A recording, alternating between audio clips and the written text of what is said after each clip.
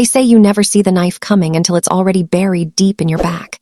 And when the person holding that knife is the one who promised to love you forever, that's when betrayal doesn't just hurt, it destroys you. My name is Alana Montgomery, and this is the story of how my husband, the man I built an empire with, tried to erase me over a lie. But what he didn't know was that I wasn't just his wife. I was someone far more powerful than he ever imagined. Let me take you back to where it all began. Not the betrayal, not the pain, but the illusion, the beautiful, perfect illusion of a life that everyone envied. 3 years ago, I married Mistress Montgomery, CEO of Montgomery Global Enterprises, a man whose face graced Forbes covers, a man whose name alone could open doors, close deals, and command respect in boardrooms across the world. To everyone else, he was untouchable, powerful, a king in a custom suit, and I was supposed to be his queen. We met at a charity gala. I remember that night so clearly. I wore a midnight blue gown that hugged every curve. My hair was swept to one side, cascading down my shoulder. I wasn't trying to catch anyone's attention. I was there representing my department. I worked as a senior project manager at a tech firm back then. I was good at my job. No, I was excellent. I didn't need anyone's validation. I had my own money, my own career, my own identity. But Mistress saw me from across the room. He told me later that he couldn't take his eyes off me, not because of the dress, not because of my face, but because of the way I carried myself. Confident, independent, unimpressed by wealth and status. He said I was different, that I didn't look at him like he was a prize to be won. I looked at him like he was just another man. And maybe that's what drew him in. He approached me with that signature smile, charming but not arrogant. He introduced himself, and I'll admit I knew who he was. Everyone knew Mistress Montgomery, but I didn't fawn over him. I didn't giggle or blush. I treated him like a human being. We talked about art, about innovation, about the future of sustainable business. He was intelligent, thoughtful, real. By the end of the night, he asked for my number. I gave it to him, not because he was rich, but because, for the first time in a long time, I felt a genuine connection. We dated for a year, a whirlwind, beautiful year. He pursued me like I was the only woman in the world, private dinners under the stars, weekend getaways to his cabin in Aspen, handwritten notes left on my desk at work. He wasn't just trying to impress me. He made me feel seen, valued, loved. When he proposed, it wasn't some grand public spectacle. It was just us, on a quiet beach at sunset. He got down on one knee, looked into my eyes, and said, "Alana, I don't want to conquer the world unless you're by my side. Marry me." I said yes. And just like that, my life changed. But here's the thing about fairy tales. They don't tell you what happens after the wedding. They don't show you the cracks that start to form when the honeymoon phase fades. They don't warn you that sometimes the person you think you know becomes a stranger. After we got married, Mistress asked me to join Montgomery Global. He said he needed someone he could trust, someone brilliant, someone who understood both business and people. He wanted me as the director of strategic development. It was a massive role, high profile, high pressure, but I was ready. I'd spent years proving myself in the corporate world. This was just another challenge. And before you start thinking I got the job just because I was his wife, let me be very clear. I earned my place. I restructured 3 failing divisions in my first 6 months. I secured partnerships that brought in over $200 million in revenue. I built teams. I mentored talent. I worked 16-hour days to make sure no one could ever say I was just the CEO's wife. The employees respected me. The board valued my input. And Mistress, he was proud. At least that's what I thought. For 2 years, we were the power couple everyone admired. We were on magazine covers together. The Montgomerys, love and legacy. We gave joint interviews about balancing marriage and business. We attended galas, ribbon-cutting ceremonies, investor meetings. We were partners, in every sense of the word. Or so I believed. Our life was luxurious, yes, but it wasn't just about the money. We had a beautiful penthouse overlooking the city, floor-to-ceiling windows that framed the skyline like a painting, marble floors, a walk-in closet the size of most people's apartments, a private chef, a driver, all the trappings of wealth. But more than that, I thought we had trust. I thought we had love. I thought we had each other's backs. I remember one night, about 6 months before everything fell apart. We were lying in bed, and Muckas turned to me. He ran his fingers through my hair and said, "You know, Alana, you're the best decision I ever made. Not just as my wife, but as my partner. I don't know what I'd do without you." I kissed him and whispered, "You'll never have to find out." How naive I was. Because behind that affectionate smile, behind those sweet words, there was something I didn't see. Something brewing in the shadows. A storm that was about to rip my entire world apart. But before I tell you about the destruction, let me just say this. If you're watching this right now, if my story is resonating with you, do me a favor. Smash that like button right now. Subscribe to this channel and drop a comment telling me where you're watching from, because what I'm about to share with you isn't just my story. It's a lesson, a warning, and a reminder that you should never, ever underestimate a woman who's been betrayed. Now, let me tell you about the day everything changed. It started on a Tuesday morning. Isn't it strange how the worst days of your life can begin so ordinarily? I woke up at 6, just like always. Muckas was already up, working out in our home gym. I showered, dressed in a tailored charcoal suit, paired it with a silk blouse and my favorite heels. I looked at myself in the mirror and saw a woman who had it all together. Polished, professional, powerful. I had no idea that by the end of the week, I'd be questioning everything. I arrived at Montgomery Global at 7:30. The building was a 50-story glass tower in the heart of the financial district. Every time I walked through those doors, I felt a sense of pride. This wasn't just Muckasa's company. I'd poured my heart and soul into it too. My assistant, Jenny, greeted me with her usual bright smile and a steaming cup of coffee. "Good morning, Mrs. Montgomery. You have a meeting with the marketing team at 9 and the quarterly report review at 11. "Thank you, Jenny," I said, taking the coffee. "Any fires I need to put out this morning?" She hesitated. Just for a second, but I caught it. "Jenny," I prompted.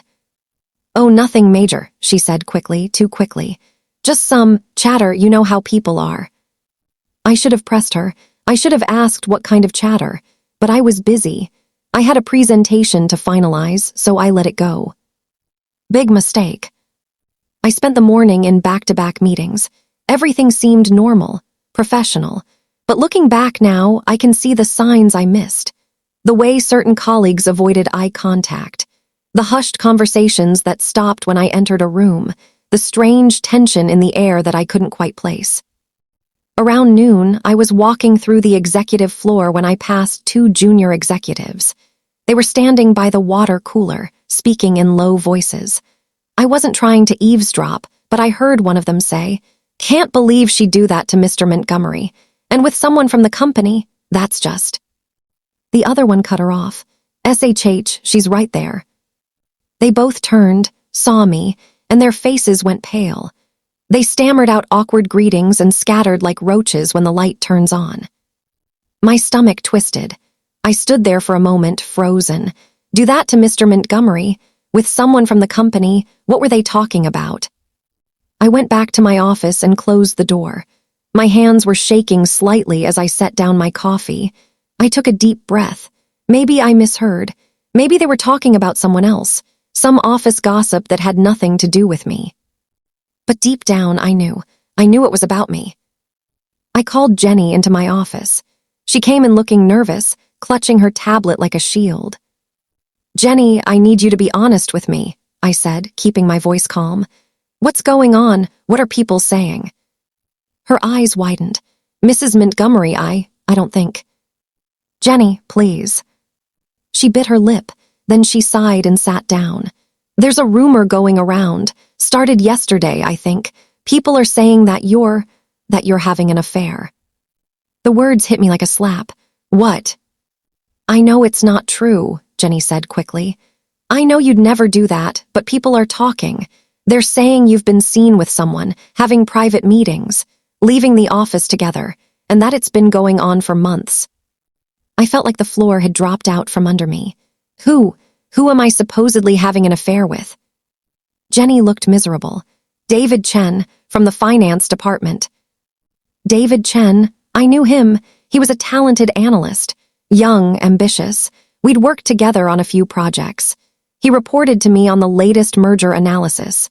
We did coffee a few times to discuss strategy, always professional, always appropriate. And now people were saying we were having an affair. "This is insane," I said, standing up. "Jenny, you know me, I would never." "I know," she said earnestly. "I told everyone who mentioned it that it was garbage, but—" She hesitated. "But what?"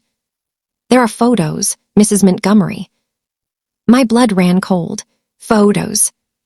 She pulled out her phone, looking like she'd rather be anywhere else. She showed me the screen.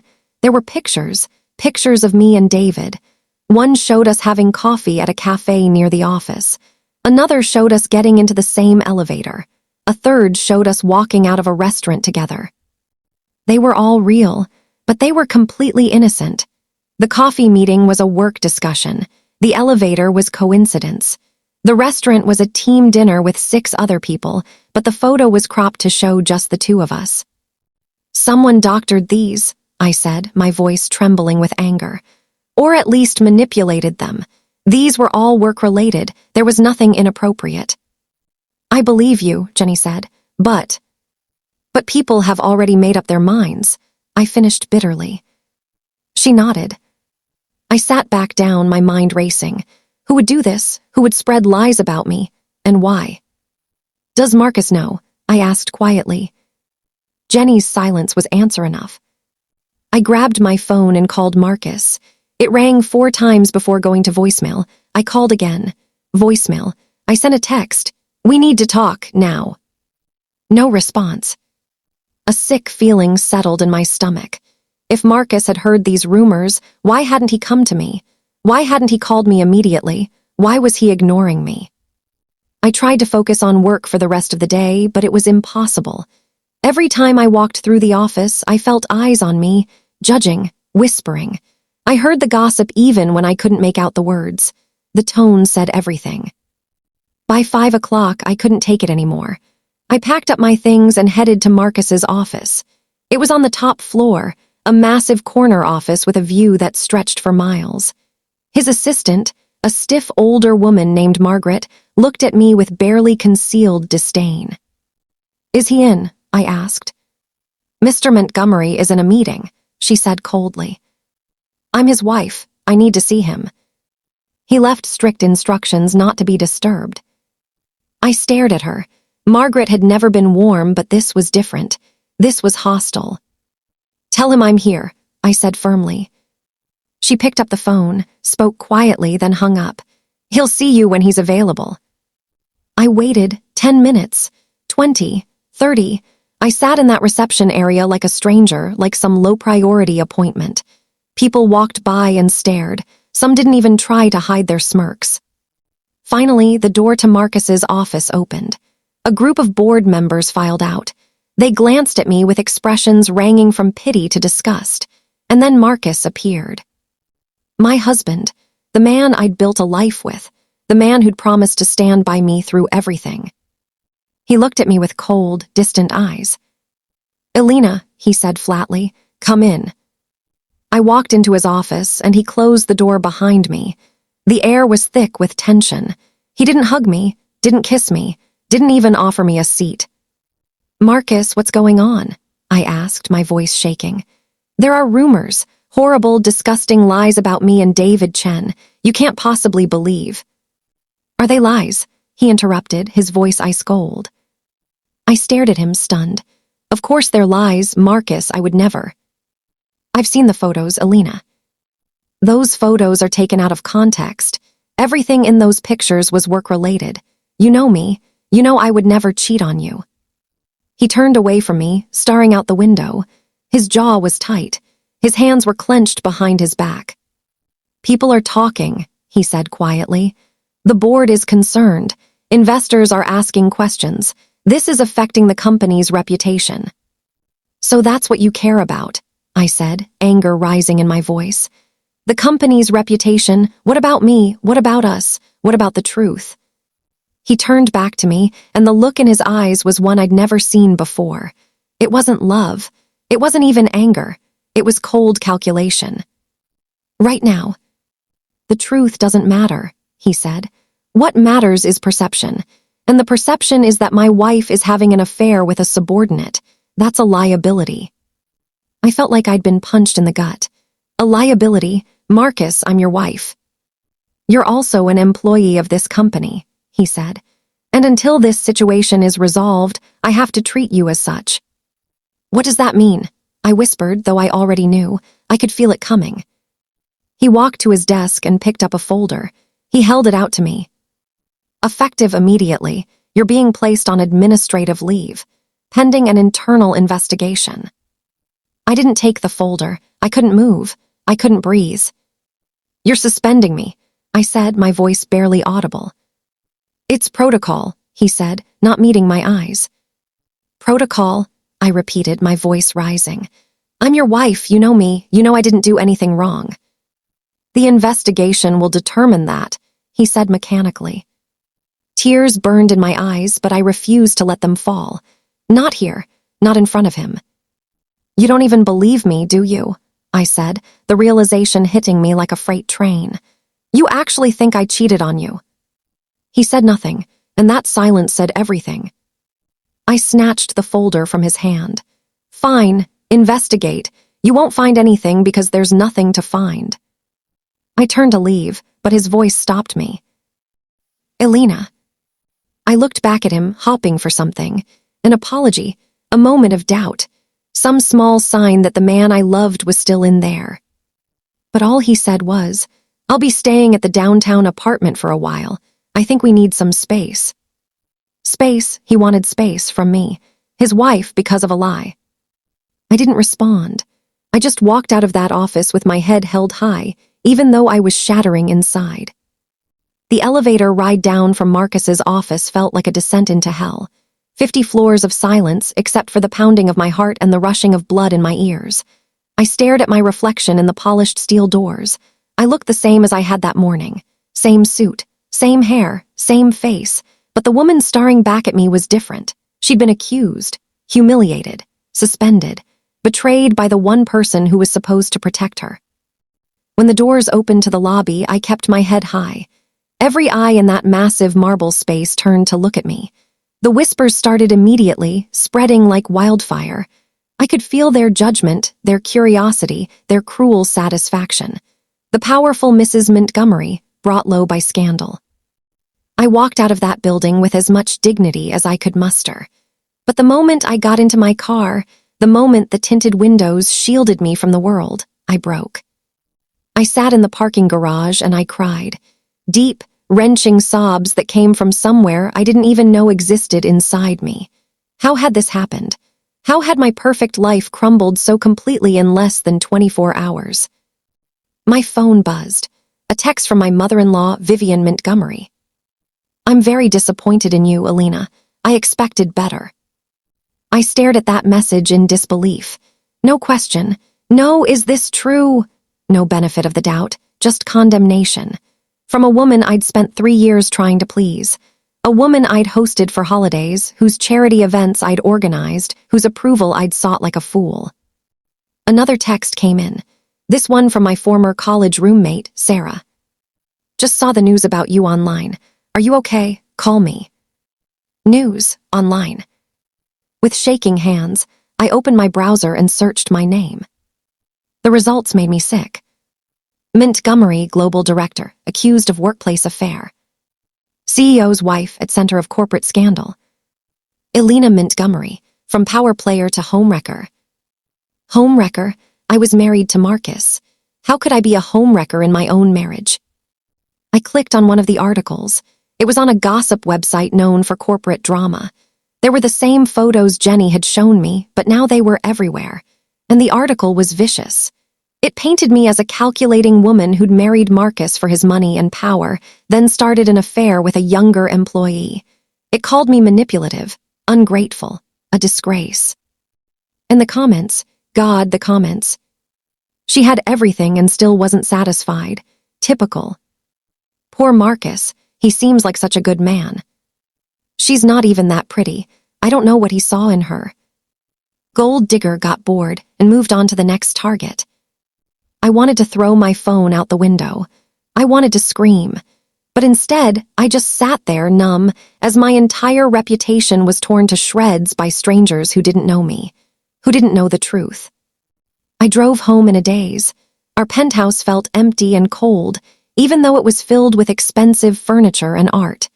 This was supposed to be my sanctuary, the home I'd carefully decorated, where I'd hosted dinner parties, where I'd laughed with Marcus over breakfast, where we'd made love and made plans for the future. Now it felt like a mausoleum. I poured myself a glass of wine and sat on the couch, staring at nothing. The city lights twinkled outside the windows, indifferent to my pain. My phone rang. It was David Chen. I answered, "David." "Mrs. Montgomery, I am so sorry," he said, his voice panicked. "I don't know how this happened. I've told everyone that we never had anything inappropriate. I've told HR. I've told my supervisor, but they're not listening. They've suspended me too." Of course they had. They had to make it look like they were taking this seriously. "It's not your fault, David," I said tiredly. "Someone set us both up." "But who? Why?" That was the question, wasn't it? Who would do this, and why? I thought about my colleagues, my rivals, the people I'd outperformed over the years. There were a few who'd been jealous of my rapid rise, a few who'd made snide comments about me being the CEO's wife. But would any of them go this far?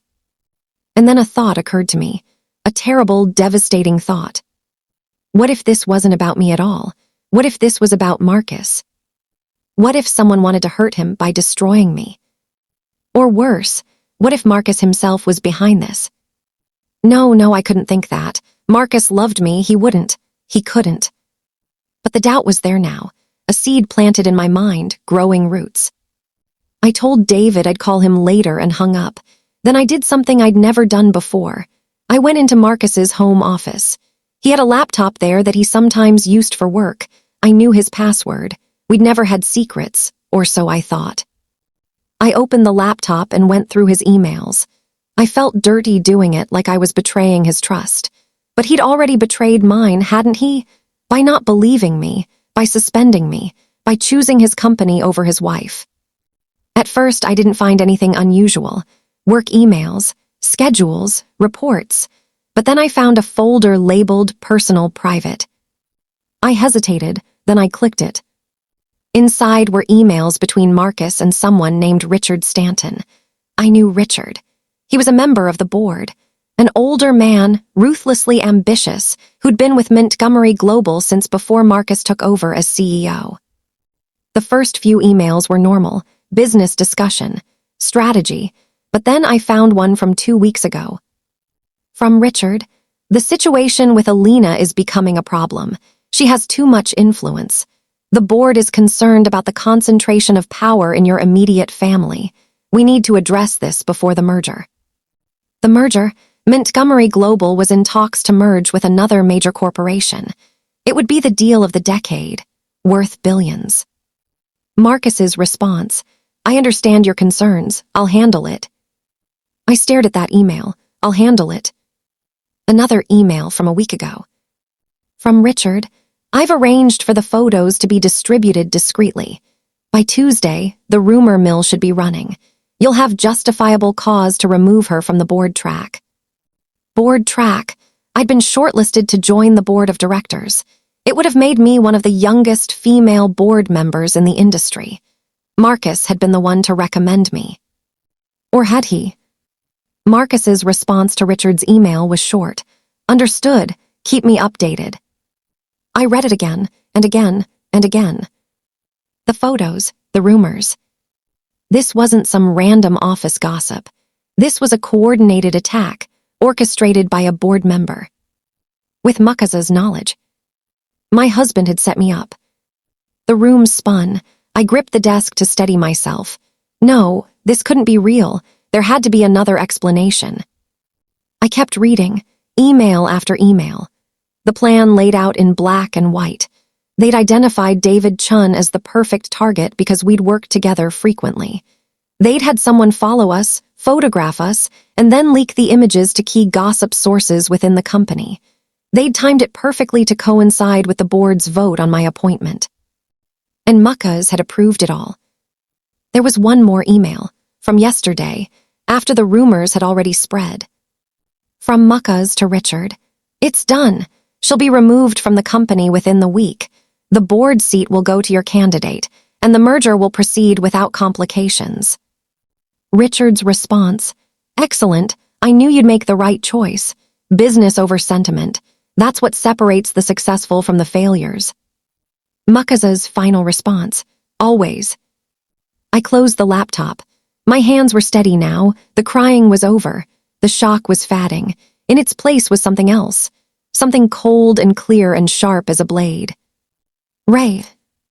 My husband had destroyed my reputation, my career, and my marriage.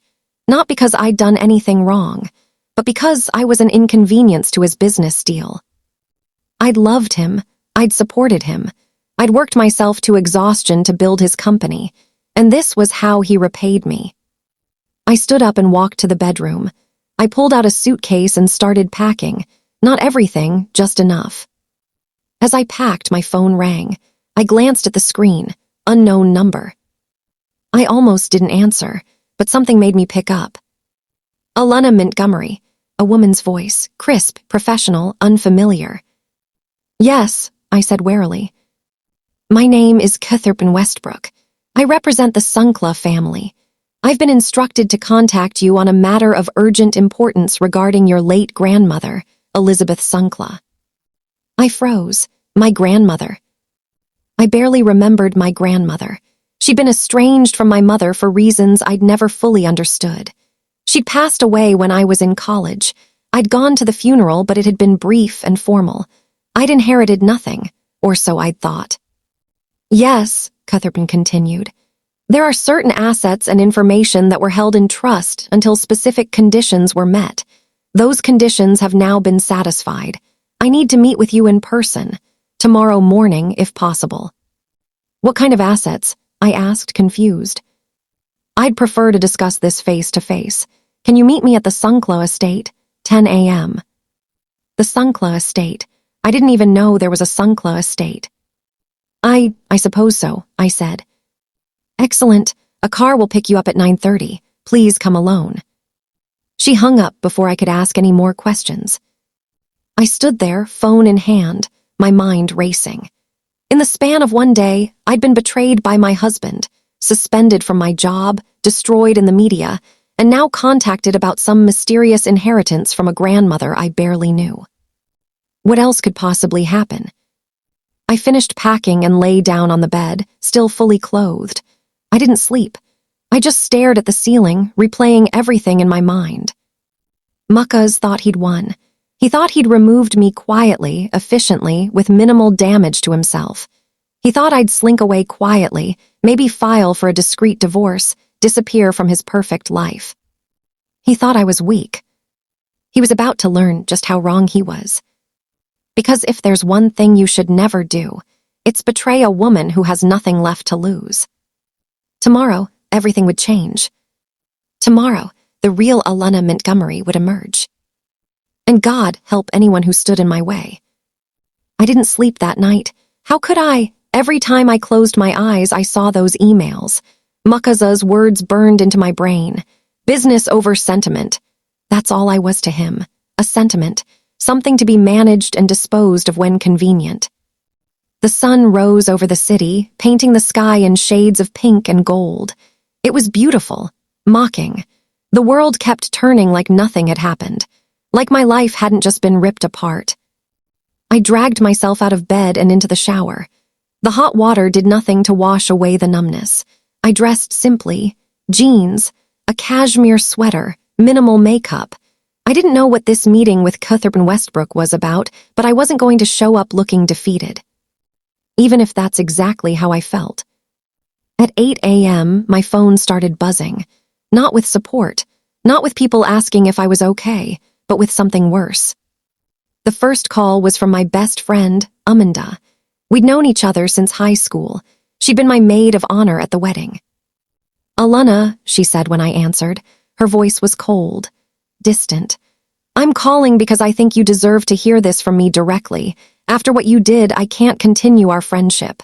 Cheating on Muckas, after everything he's done for you, I thought I knew you. Clearly, I was wrong. Amanda, I didn't. I started, but she'd already hung up.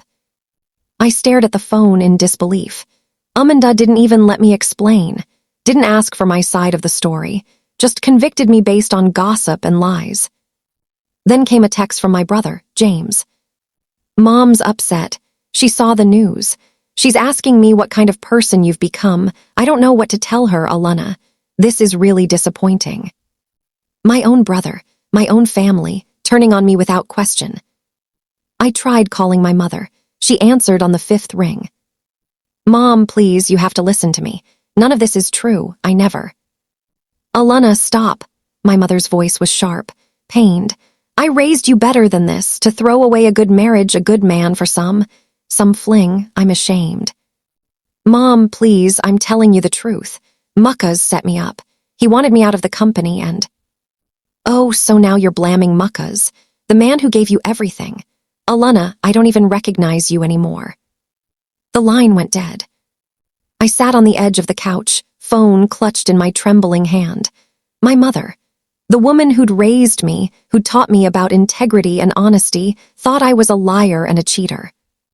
The isolation was suffocating. In less than 48 hours, I'd lost my job, my husband, my friends, my family. Everyone I loved, everyone I trusted had abandoned me. Another notification popped up on my phone. Someone had tagged me on social media. Against my better judgment, I looked. It was a picture of Muckas from last night. He was at some high-end restaurant, smiling, shaking hands with business associates. The caption read, Muckas Montgomery staying strong despite personal turmoil, a true professional. The comments were nauseating. He deserves so much better than that wife of his. I hope he takes her for everything in the divorce. He's handling this with such grace. What a man.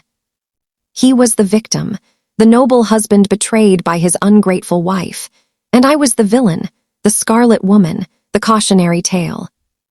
I threw my phone across the room. It hit the wall but didn't break. Nothing ever breaks when you want it to. I walked to the kitchen and poured myself coffee with shaking hands. The penthouse felt enormous and empty. Every surface, every piece of furniture held memories that now felt like lies. Had Marcus ever really loved me? Or had I been a trophy from the start? Something pretty and accomplished to hang on his arm and boost his image. At 9 a.m., the doorman called up. Mrs. Montgomery, there's a car here for you. The driver says you're expected. The Sinclair estate, Catherine Westbrook. In everything that had happened, I'd almost forgotten. Tell them I'll be right down, I said. I grabbed my purse and the small overnight bag I'd packed. I didn't know if I'd be coming back here. At that moment, I didn't care.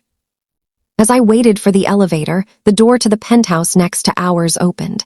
It was Mrs. Chen, an older woman I'd always been friendly with. We'd had coffee together several times. She'd always been kind. But when she saw me, her expression hardened. She pulled her door shut and turned away without a word. Even the neighbors had turned on me. The elevator ride down felt longer than usual. When I reached the lobby, I could feel the eyes on me. The doorman who usually greeted me warmly barely looked at me. The concierge suddenly became very interested in her computer screen. I walked out into the morning air, and there it was. A sleek black Mercedes, windows tinted, a driver in a professional suit standing by the rear door. He nodded respectfully. Mrs. Montgomery, I'm here to take you to the estate. He didn't look at me with judgment or pity, just professional courtesy. It was the first neutral interaction I'd had in 2 days, and it almost made me cry. I slid into the back seat.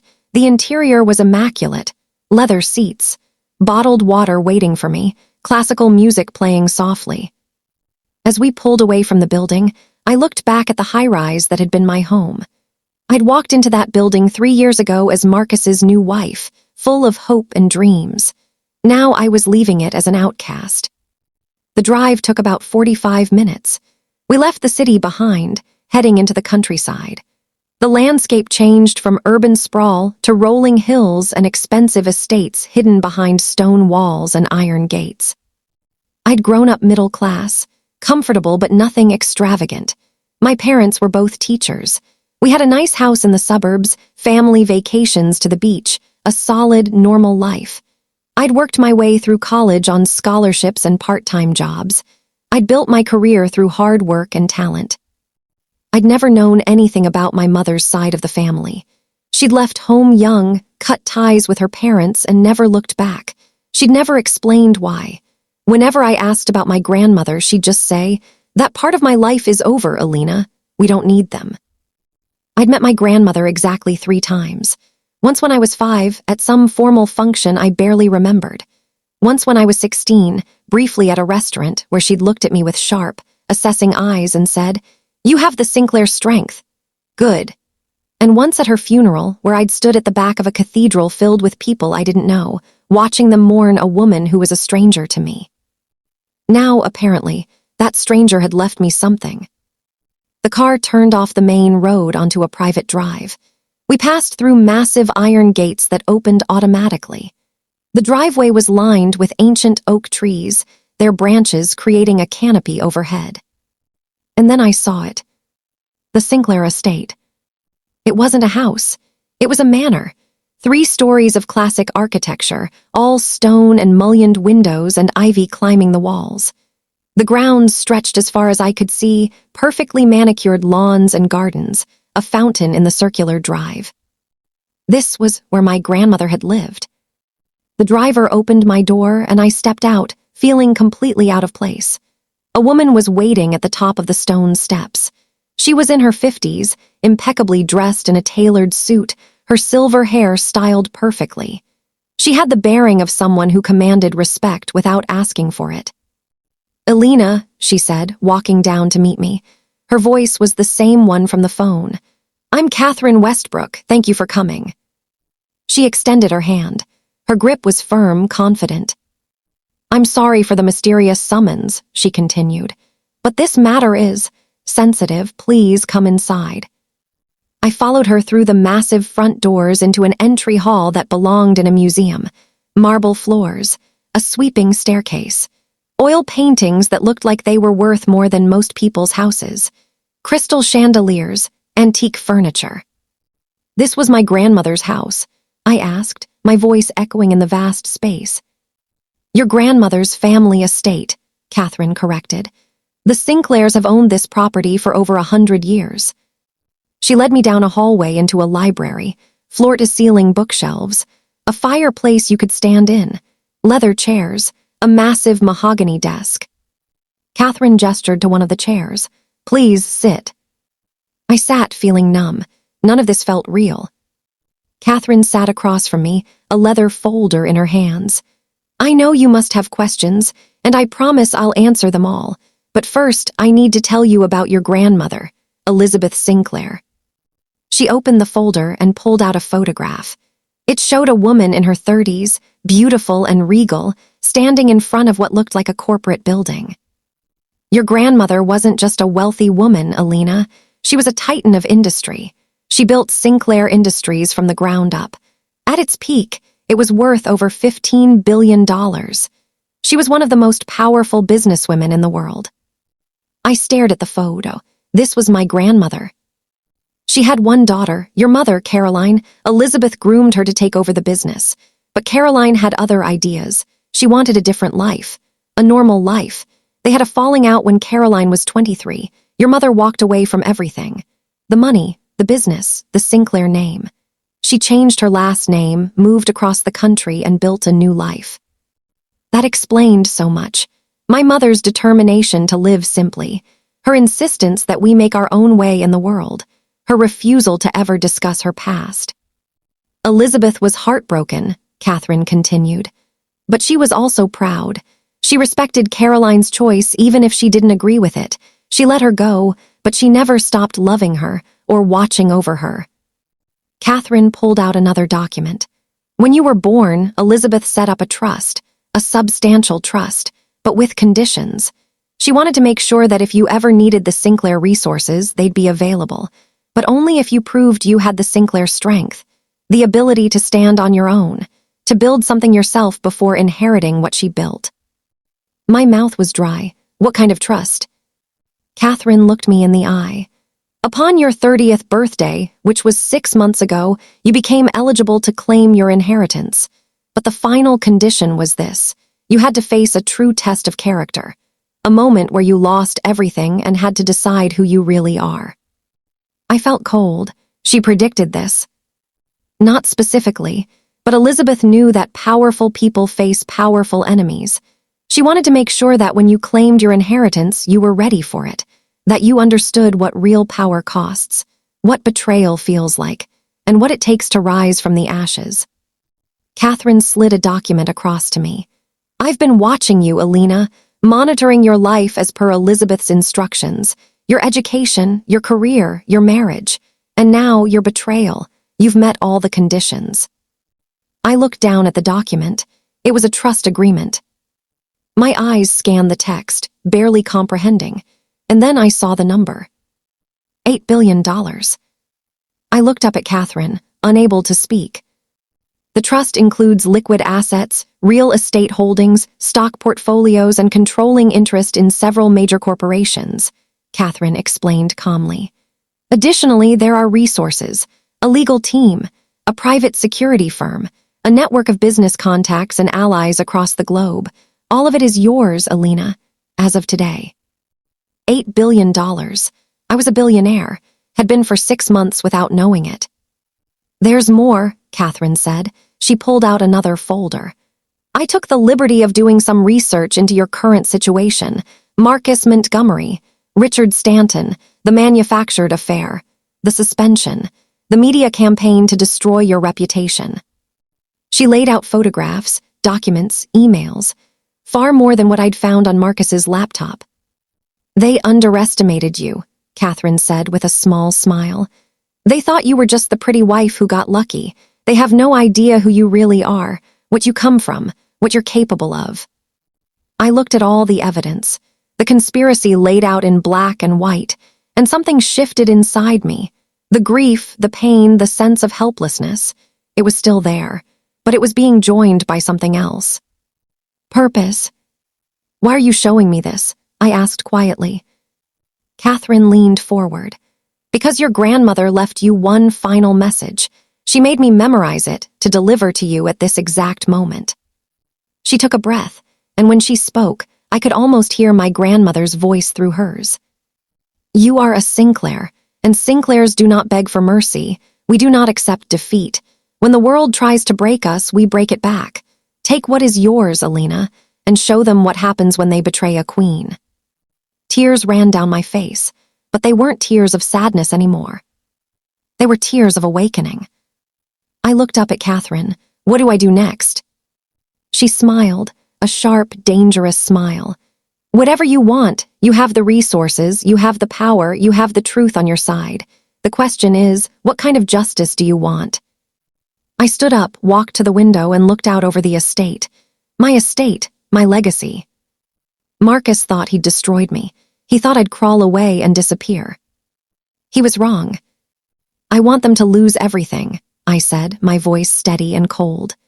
Everything they took from me, everything they value, their reputation, their power, their precious merger.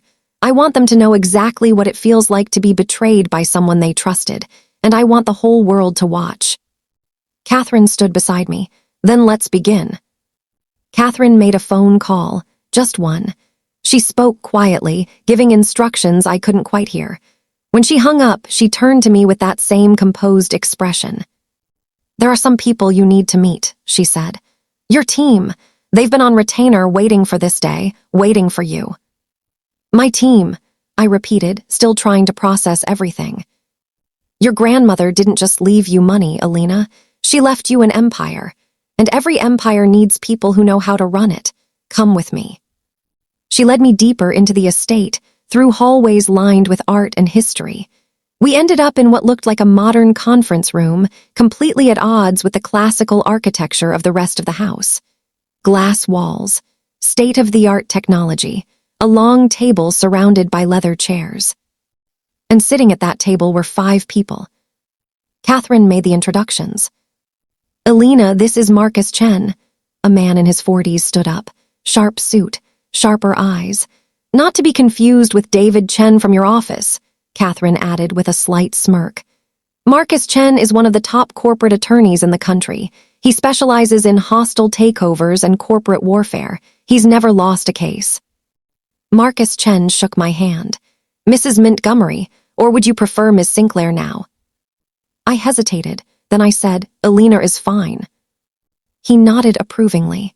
Elena, I've been reviewing your situation. What they did to you isn't just morally reprehensible. It's actionable. We have them on defamation, conspiracy, possibly fraud, depending on how deep we dig. By the time I'm done, Marcus Montgomery won't have a company to run. Next was a woman in her 30s, stylishly dressed, with an air of cool efficiency. This is Vanessa Cole, Catherine said. She runs the best PR and crisis management firm in the industry. If you want to rebuild your reputation and destroy someone else's, she's the one you call. Vanessa's smile was all business. I've already drafted 3 different media strategies. We can go for the slow burn, where we systematically dismantle his credibility over weeks, or we can go nuclear and release everything at once. Your choice. A younger man, probably in his late 20s, gave me a casual wave. He had the look of someone who lived behind a computer screen. I'm Leo Park. I'm your tech guy. Digital forensics, cybersecurity, information gathering. If it exists on a server somewhere, I can find it. I've already hacked into Montgomery Global's internal systems. Their security is laughable, by the way. That's highly illegal, I said. Leo grinned. Only if you get caught and I don't get caught. An older woman, maybe 60, with kind eyes but a steel spine, introduced herself next. I'm Margaret Thorne. I was your grandmother's chief operating officer for 20 years. I know every business move there is, every strategy, every trick. I helped Elizabeth build her empire, and I'm here to help you claim yours. Finally, there was a man who looked like he'd walked out of an action movie. Tall, built, with an intensity that suggested he'd seen things most people only watched on screens. James Cordero, he said simply. Security, your safety is my responsibility now. Wherever you go, my team goes. No one will touch you. No one will threaten you. You have my word. I looked at these 5 people, strangers an hour ago, now apparently my inner circle. I don't understand, I said. You've all been waiting for me, for how long? Margaret spoke up. Some of us for years. Elizabeth was very specific in her instructions. We were to prepare everything, keep it ready, and wait for Catherine's call. We've been monitoring Montgomery Global, tracking their financials, understanding their weaknesses. We know more about your husband's company than he does. Leo opened his laptop. Want to see something fun? This is Montgomery Global's actual financial situation. He turned the screen toward me. Numbers and charts filled the display. On paper, they look solid, Leo explained. But dig deeper and you see the truth. They're over-leveraged. The merger with Blackstone Industries is the only thing keeping them afloat, if that merger falls through. Montgomery Global collapses within 6 months, maybe less. And the merger depends on what? I asked, though I was starting to understand. Investor confidence, Marcus Chen answered. The Blackstone people are conservative, traditional. They don't like scandal. They don't like instability. Right now, they're overlooking your affair because Marcus is handling it publicly. But if something were to shake their confidence in Marcus's leadership. The merger fails, I finished, and Montgomery Global goes down with it. Exactly, Vanessa said. Which is why we need to be strategic. We can destroy Marcus, yes, but we need to do it in a way that maximizes impact and minimizes blowback on you. Catherine sat at the head of the table. The question is timing and method. Do you want to hit them now while they think you're defeated? Or do you want to wait, let them think they've won, and then pull the rug out from under them? I thought about Marcus, about the way he'd looked at me in his office. The coldness, the calculation, business over sentiment. I thought about Richard Stanton, orchestrating my destruction like it was just another business strategy. I thought about all the people who'd turned their backs on me, who'd believed the lies without question. I want them to feel safe first, I said slowly. I want Marcus to think he's won. I want the merger to seem like it's going through. I want everyone to think I've disappeared, broken, and humiliated. And then, when they're celebrating, when they're at their highest point, that's when we strike." Vanessa smiled. "I was hoping you'd say that." "But first," I said, "I need to disappear, really disappear. Marcus can't know about any of this. No one can. As far as the world is concerned, Alina Montgomery needs to vanish." James Cordero nodded. "Already arranged. We have a private residence prepared for you, off the grid, secure. You can stay there while we prepare." "And when you're ready to return," Catherine added, "you won't return as Marcus Montgomery's discarded wife. You'll return as Alina Sinclair, billionaire heiress, CEO of Sinclair Industries, a force they never saw coming." The power of it hit me. I wasn't helpless. I wasn't a victim. I had resources beyond anything Marcus could imagine. I had a team of experts ready to go to war for me. I had the truth on my side. And I had nothing left to lose. "There's one more thing," Catherine said. She pulled out a key card. "Your grandmother's private jet is at the airport, fueled and ready. I thought you might want to take some time, clear your head, go anywhere in the world, think about your next move." A private jet. Of course there was a private jet. "Where would I go?" I asked. "Anywhere you want," Catherine replied. "Paris, Tokyo, the Maldives, or just fly in circles for a few hours. The point is, Alina, you're free. For the first time in days, you can breathe, you can think, and you can plan." I looked at the key card, then at the team assembled around me, then out the window at the sprawling estate that was apparently mine. 24 hours ago, I'd been suspended, humiliated, abandoned by everyone I loved. Now I was one of the richest women in the world. The universe had a twisted sense of humor. "I want to see it," I said. "The jet." Catherine smiled. "I thought you might. Let's go." 20 minutes later, we pulled up to a private airfield, and there it was, sleek, white, beautiful. The Sinclair logo painted elegantly on the tail. I walked up the stairs, James Cordero close behind me. The interior was like something out of a dream, cream leather seats, a full bar, a bedroom, an office, every luxury imaginable. A pilot greeted me. "Ms. Sinclair, we're ready whenever you are. Where would you like to go?" I looked at Catherine, who'd followed me aboard. "I don't know," I admitted. "Then let me make a suggestion," she said. "There's a Sinclair property in the mountains, a private lodge, complete isolation, peace and quiet, a place to think without the noise of the world. Stay there for a few days, let us handle the groundwork, and when you come back, you'll be ready for war." That sounded perfect. "Okay," I said, "let's do that." Catherine gave the pilot the coordinates, then turned to me. "Your team will work around the clock. By the time you return, we'll have a complete battle plan, every move choreographed, every outcome calculated." "What about Marcus?" I asked. "Will he look for me?" "Let him look," Catherine said coldly. "You're a missing person who left no trail. As far as he knows, you could be anywhere. And the longer you're gone, the more nervous he'll get, wondering if you're planning something, wondering if you know more than you should. Let him stew in it." She was right. Marcus was used to being in control. Not knowing where I was, what I was doing, would eat at him. "Good." Catherine prepared to leave, but paused at the top of the stairs. "Alina, I know this is overwhelming. I know you're still processing. But I want you to understand something. Your grandmother saw this moment coming. Not the specifics, but the essence of it. She knew that anyone with the Sinclair name would face betrayal eventually. Power attracts enemies. She went through it herself." "What happened to her?" I asked. "She was betrayed by her business partner, a man she trusted completely. He tried to take everything from her, destroy her reputation, steal her company." Catherine's expression hardened. "She destroyed him, completely, left him with nothing. And then she built an even bigger empire just to prove she could." "What happened to him?" "Last I heard, he was living in a studio apartment in Nevada, working as a car salesman. From a billionaire to nothing. That's what happens when you betray a Sinclair." She gave me a final nod and descended the stairs. The door closed. The engines started. And just like that, I was flying. I sat in one of the leather chairs and looked out the window as we climbed into the sky. The city got smaller and smaller below me.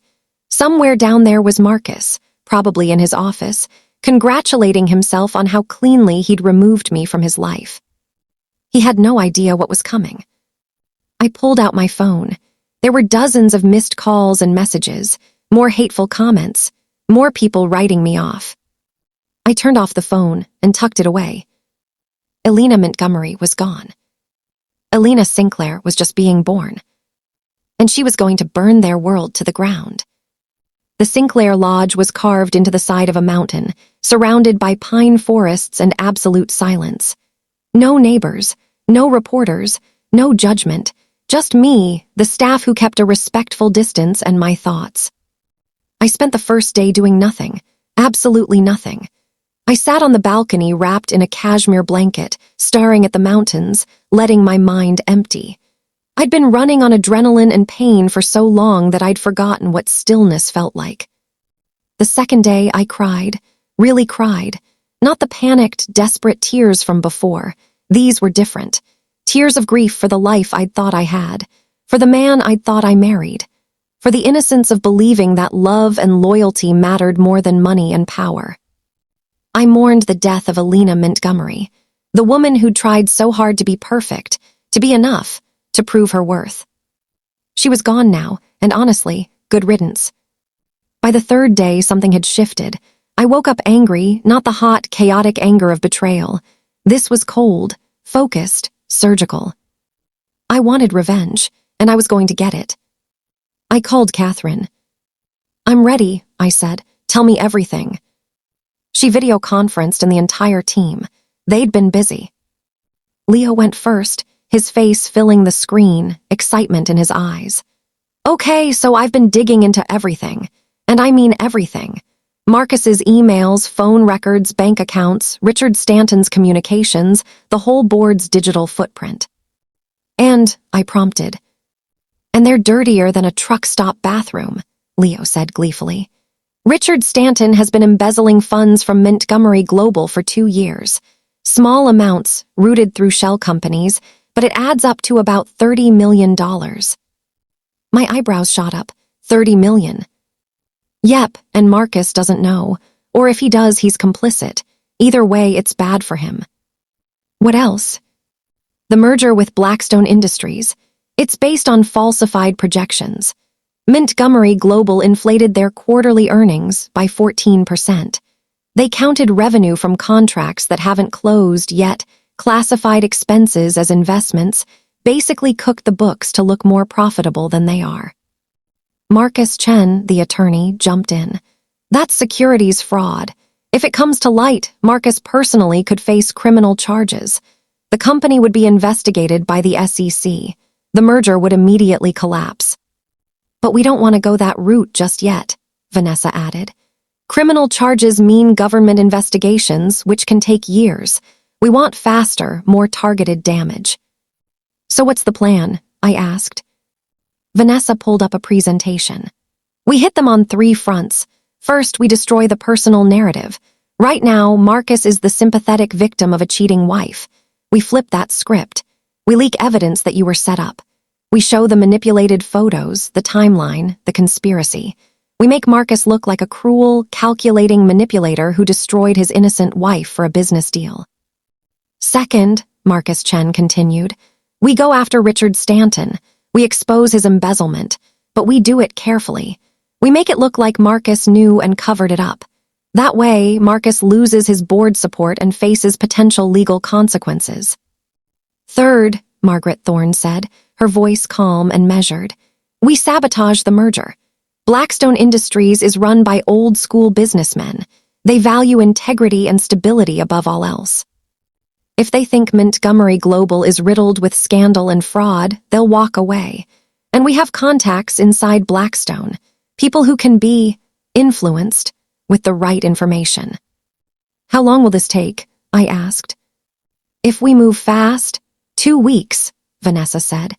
We start by quietly feeding stories to specific journalists, ones who are known for investigative work and won't just print gossip.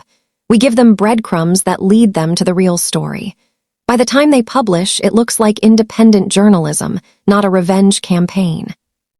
Meanwhile, Leo added, I'll make sure certain documents accidentally get leaked to the right people. The SEC, Blackstone's due diligence team, Montgomery Global's investors, all untraceable back to us.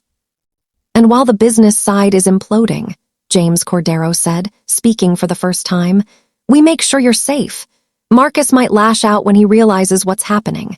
He might try to threaten you or intimidate you. My team will make sure he can't get anywhere near you. I absorbed all of this. It was elegant, ruthless, and completely justified. What about David Chen? I asked.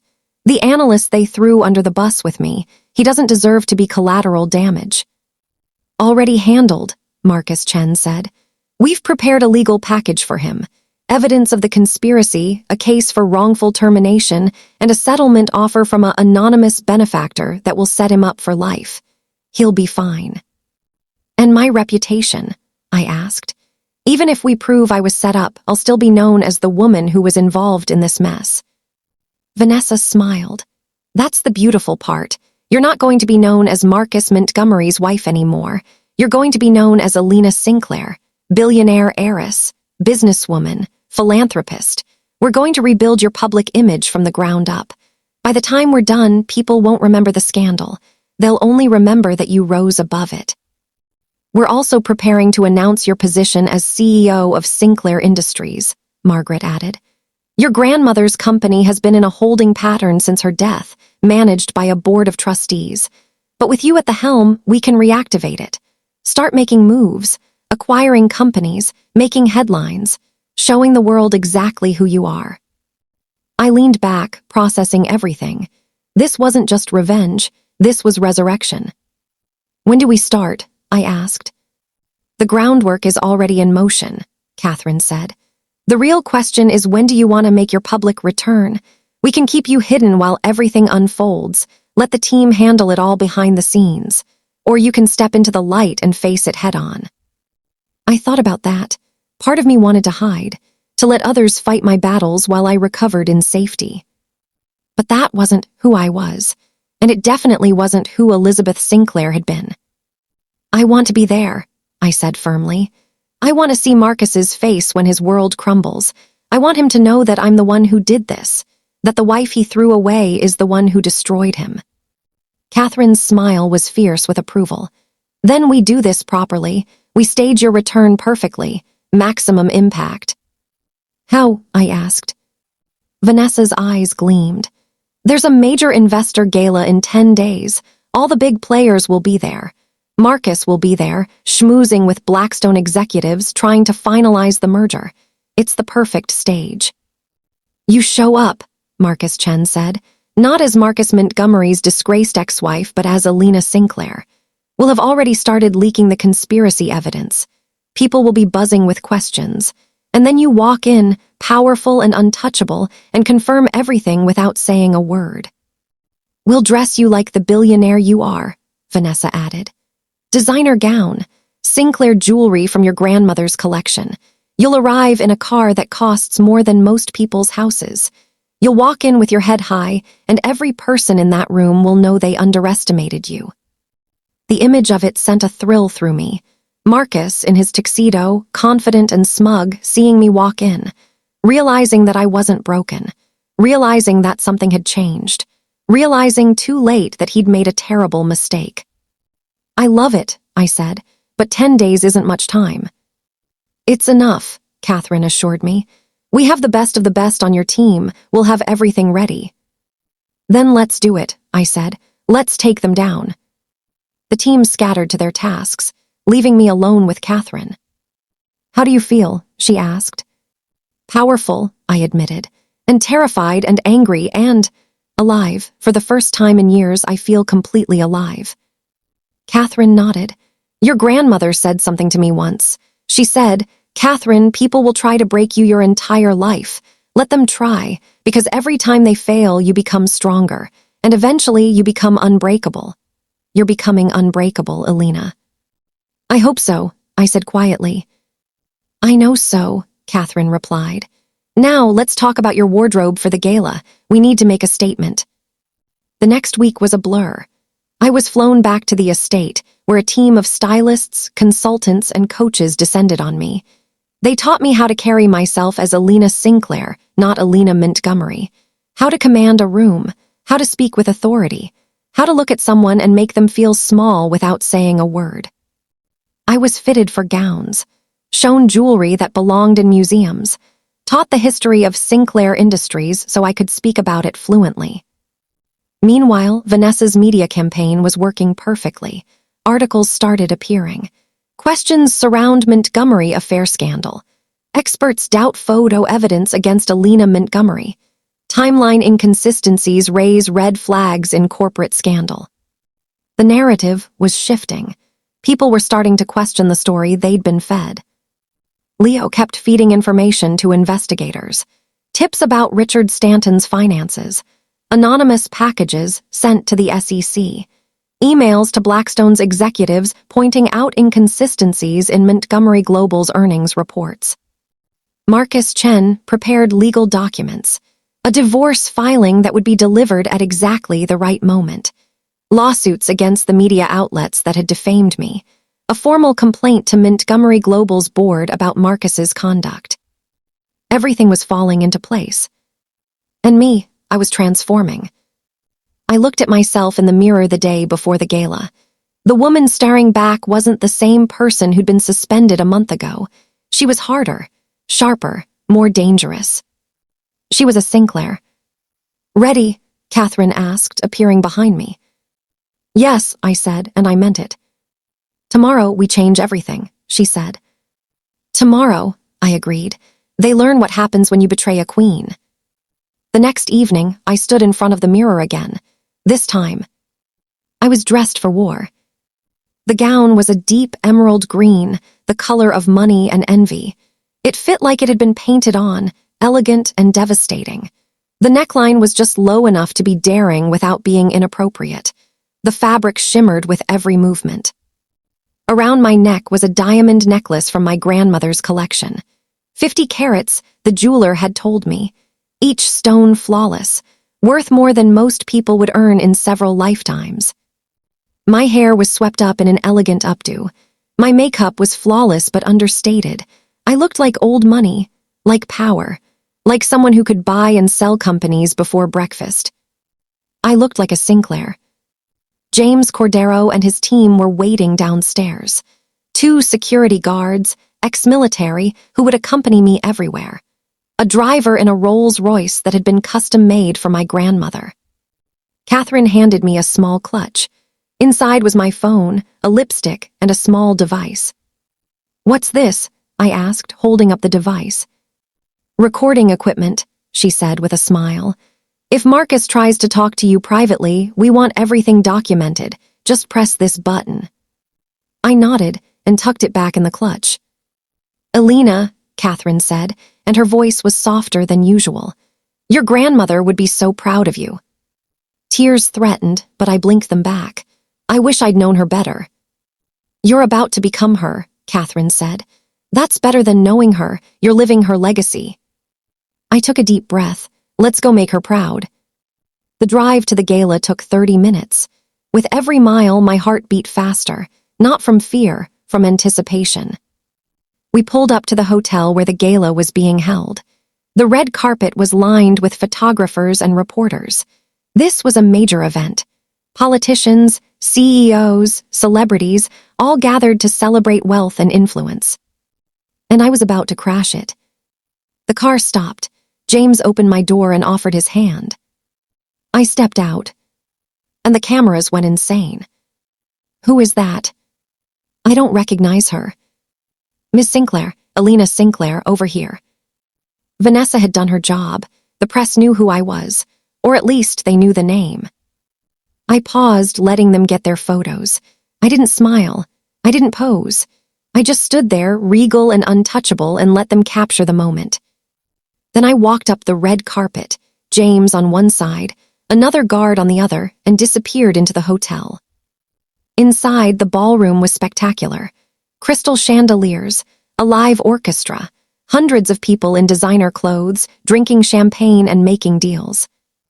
And somewhere in this crowd was Marcus. I walked in, and the room gradually went silent. People turned, stared, whispered.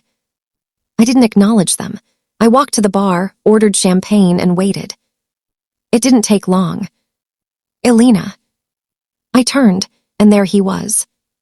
Marcus Montgomery, my husband, the man who destroyed me. He looked shocked, confused, and just a little bit afraid. "Hello, Marcus," I said, my voice smooth as silk. And I smiled. The smile of a woman who'd already won. The look on Marcus's face was worth every moment of pain I'd endured. His eyes widened. His jaw actually dropped slightly before he caught himself and tried to rearrange his features into something resembling composure. But I'd seen it, that flash of pure shock. "Elena," he repeated, and his voice had that careful tone he used when negotiating deals he wasn't sure he could win. "What are you doing here?" I took a slow sip of my champagne, letting him wait, letting him squirm. Around us, people were definitely watching now, not even pretending to look away. The gossip mill was already churning. I could practically hear the whispers spreading through the ballroom like wildfire. "Is that Elena Montgomery?" I thought she disappeared after the scandal. "What is she doing here?" "She looks different." I set down my glass and met Marcus's eyes. "I'm attending a gala, the same as you. Is that a problem?" He glanced around, clearly aware of the attention we were drawing. "Can we talk, privately?" "I don't think we have anything to discuss privately, Muckas. We said everything that needed to be said in your office. Remember, when you suspended me, when you chose your company over your wife." His face tightened. "Alana, you're making a scene." "Am I?" I looked around innocently. "I'm just having a conversation with my husband, or should I say, my soon-to-be ex-husband. You did want space, after all." A woman nearby gasped. The whispers grew louder. Muckas stepped closer, lowering his voice. "What game are you playing?" "Game," I smiled. "I'm not playing anything, Muckas. I'm simply living my life. You moved on with yours, didn't you? Threw me away like yesterday's trash and went right back to business as usual. I'm just doing the same." "Where have you been?" he demanded. "You disappeared for weeks. No one knew where you were. You didn't answer calls, didn't respond to the lawyer I sent." "The lawyer you sent to offer me pennies to go away quietly," I interrupted. "Yes, I got that message. I declined. My lawyers will be in touch with a counteroffer." "Your lawyers?" He actually looked confused.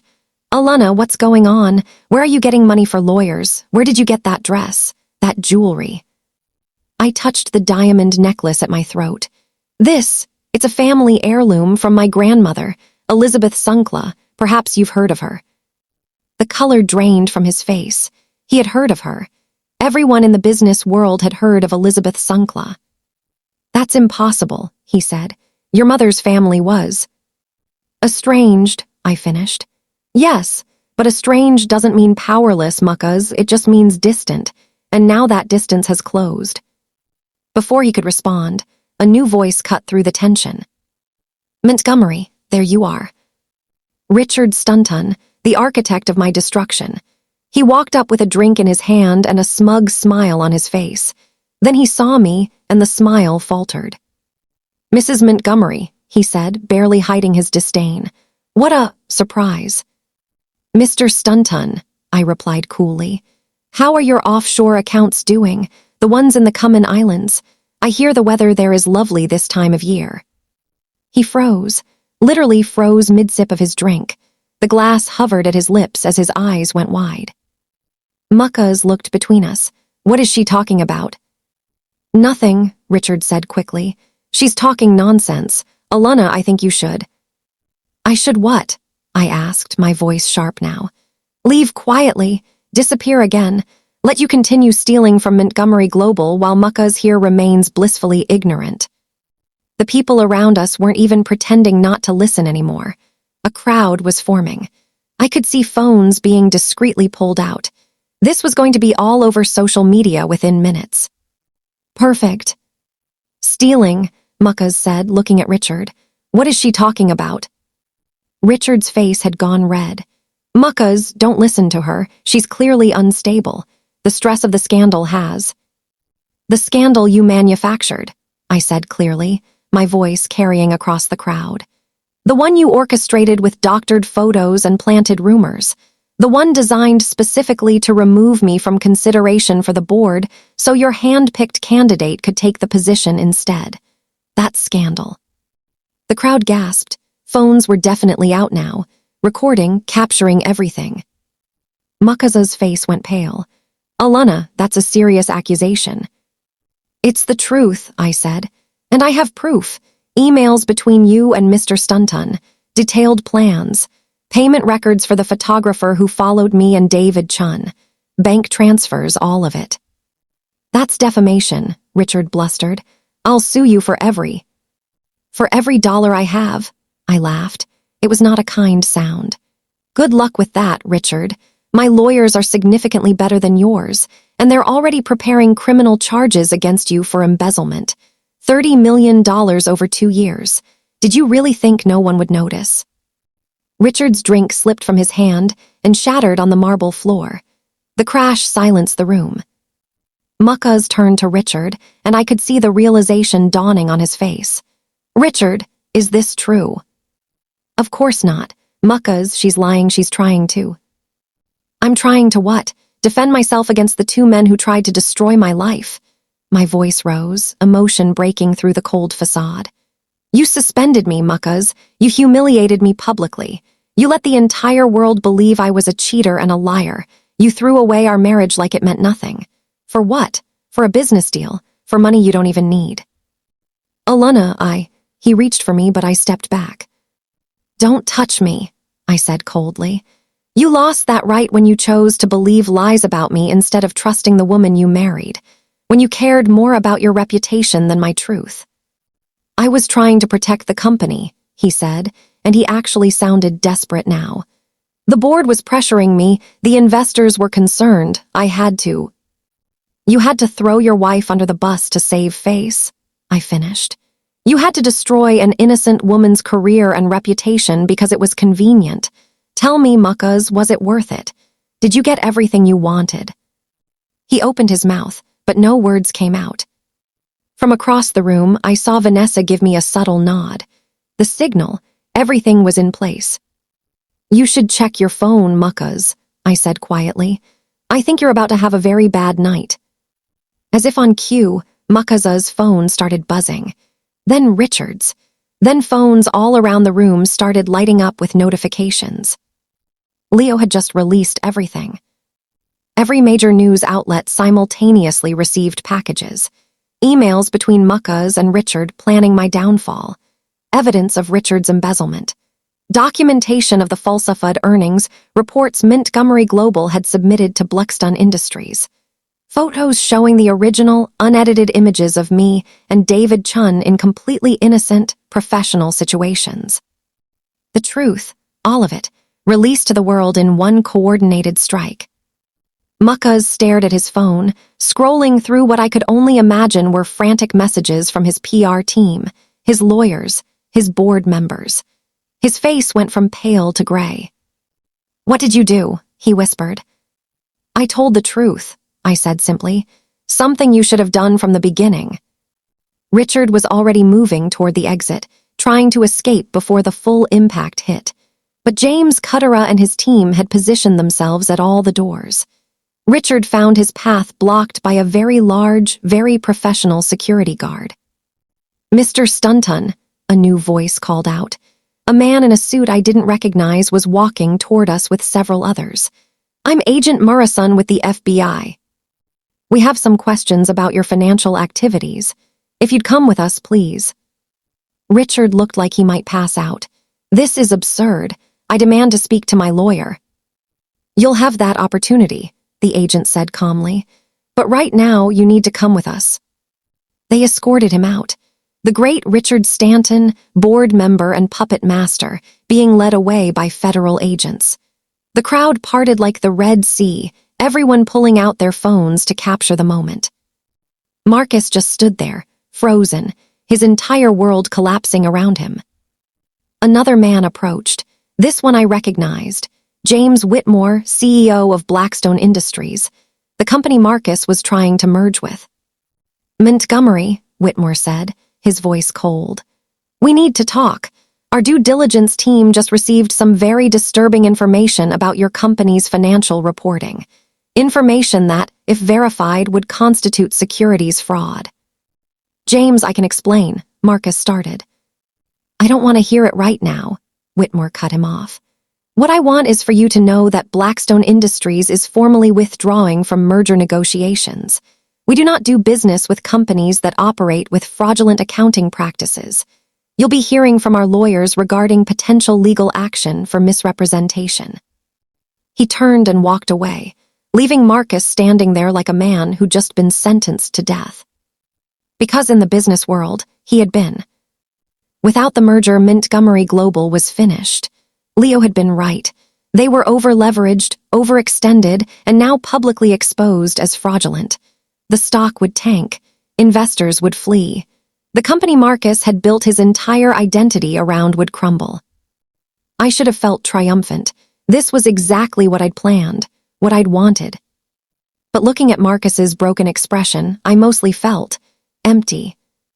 "You did this," he said, finally looking at me, really looking at me. "All of this, you orchestrated all of this." "I revealed the truth," I corrected. "You did this to yourself, Marcus. You and Richard. You made the choice to destroy me. I just made sure the world knew what kind of man you really are." "I loved you," he said, and his voice actually cracked. "Elena, I loved you." "No," I said quietly. "You loved the idea of me. The successful, beautiful wife who made you look good. The woman who built your company while you took the credit. But the moment I became inconvenient, the moment I was a liability instead of an asset, you threw me away. That's not love, Marcus. That's ownership. And I am not something you can own." Tears were running down his face now, in front of hundreds of people. The great Marcus Montgomery, crying like a child. "I'm sorry," he whispered. "God, Elena, I'm so sorry. I was wrong. I should have believed you. I should have protected you. I was weak and stupid and—" "You're right," I interrupted. "You were all of those things, and sorry doesn't fix what you broke." I reached into my clutch and pulled out an envelope. I handed it to him. "What is this?" he asked. "Divorce papers," I said. "Already filed. You're being served right now, actually. I'm not asking for anything from you, Marcus. Not your money, not your company, not your name. You can keep all of it. What's left of it anyway?" He opened the envelope with shaking hands, staring at the documents like he couldn't quite believe they were real. "I'm taking back my grandmother's name," I continued. "Elena Sinclair.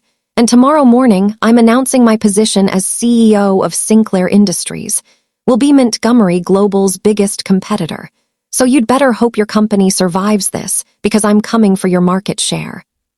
His head snapped up. You're a CEO." "I'm a billionaire, Marcus. I have been for months. I just didn't know it." I smiled. "Turns out I never needed you or your company. I had my own empire waiting for me. I just had to be betrayed and broken down completely before I could claim it. So in a way, I should thank you. You showed me exactly who I am. And it's not your wife. It's not your employee. I'm a Sinclair. And you have no idea what that means." I turned to walk away, but his voice stopped me one last time. "Elena, please, don't leave like this. We can fix this. We can fix us. I'll do anything." I looked back at him. This man I'd loved. This man I'd built a life with. This man who destroyed me without a second thought. "There is no us to fix, Marcus. You made sure of that.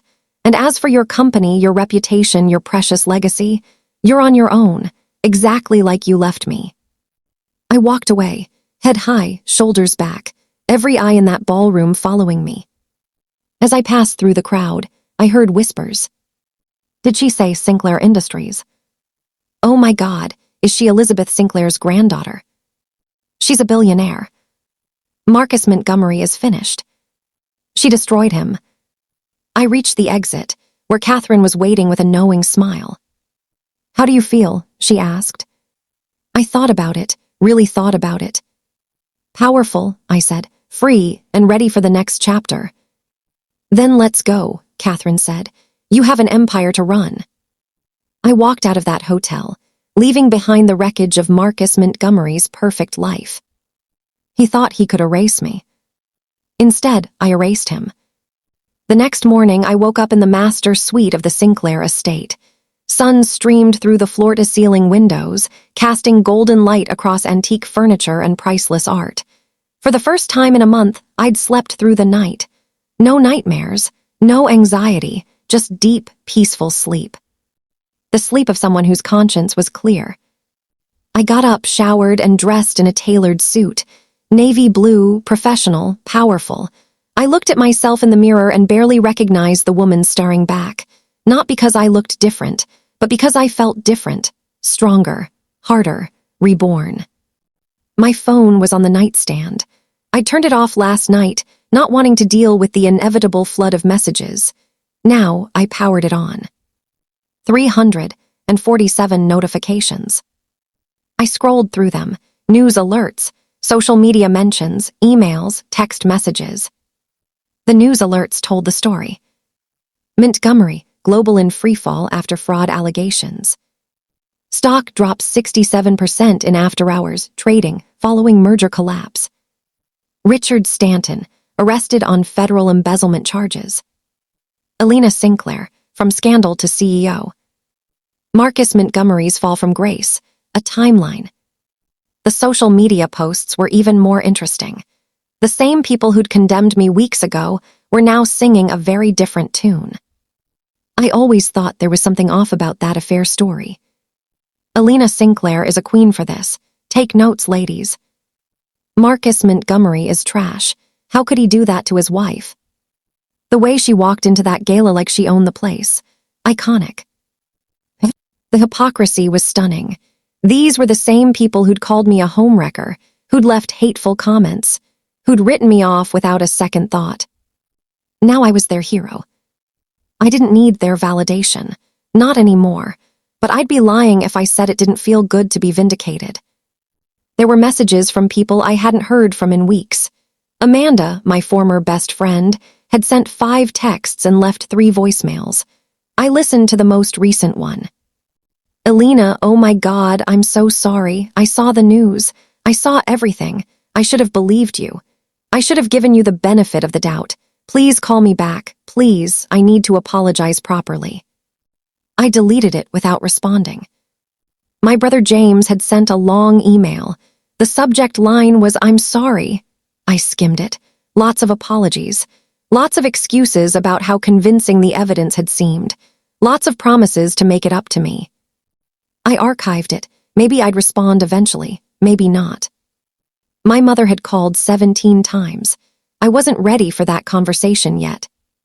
There was one message that made me pause, though.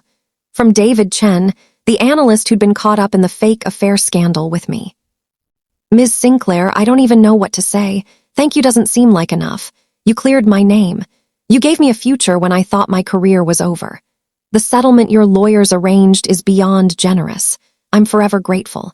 If there's ever anything I can do for you, please don't hesitate to ask.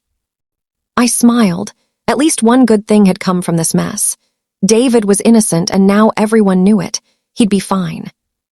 A knock on the door interrupted my thoughts. Come in, I called. Catherine entered, tablet in hand, already looking like she'd been up for hours. Good morning. How are you feeling? Surprisingly good, I said honestly. Excellent, because you have a busy day. Press conference at 10 to formally announce your position as CEO of Sinclair Industries. Interview with Forbes at 2. Dinner meeting with potential investors at 7. And about 300 media requests to sort through. I took a breath. Let's do it. The press conference was held at Sinclair Industries headquarters, a building I'd never even seen until yesterday. It was a modern glass tower, smaller than Montgomery Global but infinitely more elegant. Sleek, sophisticated, a reflection of my grandmother's taste. The conference room was packed, journalists from every major outlet, cameras everywhere. This was big news. The mysterious billionaire heiress who'd brought down one of the city's most powerful CEOs. I walked to the podium. I didn't have notes. I didn't need them. "Good morning," I said, my voice clear and steady. "My name is Alina Sinclair. I'm the granddaughter of Elizabeth Sinclair, founder of Sinclair Industries, and as of today, I'm stepping into the role of CEO." Hands shot up immediately. Questions shouted from every direction. I held up a hand. "I'll take questions in a moment, but first I want to address the events of the past month. Many of you reported on a scandal involving me, an alleged affair, a suspension from my position at Montgomery Global. You painted me as a villain without knowing the facts, without asking questions, without giving me the opportunity to defend myself." The room was silent now. "I don't entirely blame you," I continued. "You were fed a convincing narrative, photos, eyewitness accounts, all carefully manufactured by people I trusted. My husband, a board member, people in positions of power who saw me as a threat and decided the easiest way to eliminate that threat was to destroy my reputation." I paused, making eye contact with several reporters I recognized, ones who'd written particularly vicious articles about me. "But here's what I learned from this experience. Your reputation isn't defined by what people say about you in your lowest moment. It's defined by how you respond to that moment, by whether you let it break you or whether you use it as fuel to become something greater." I smiled. Obviously, I chose the latter. That got a few chuckles. "Sinclair Industries has been dormant for too long. Under my leadership, we're going to change that. We're going to innovate. We're going to compete. And we're going to win. I have my grandmother's legacy to uphold, and I don't take that lightly." I opened the floor to questions. "Ms. Sinclair, what's your response to Marcus Montgomery's statement this morning that he deeply regrets his actions?" "I haven't seen his statement," I said calmly. "But regret doesn't undo harm. I hope he learns from this experience. I certainly have." "Are you pursuing legal action against Montgomery Global?" "My lawyers are handling all legal matters. I'm focused on building my company, not tearing down others.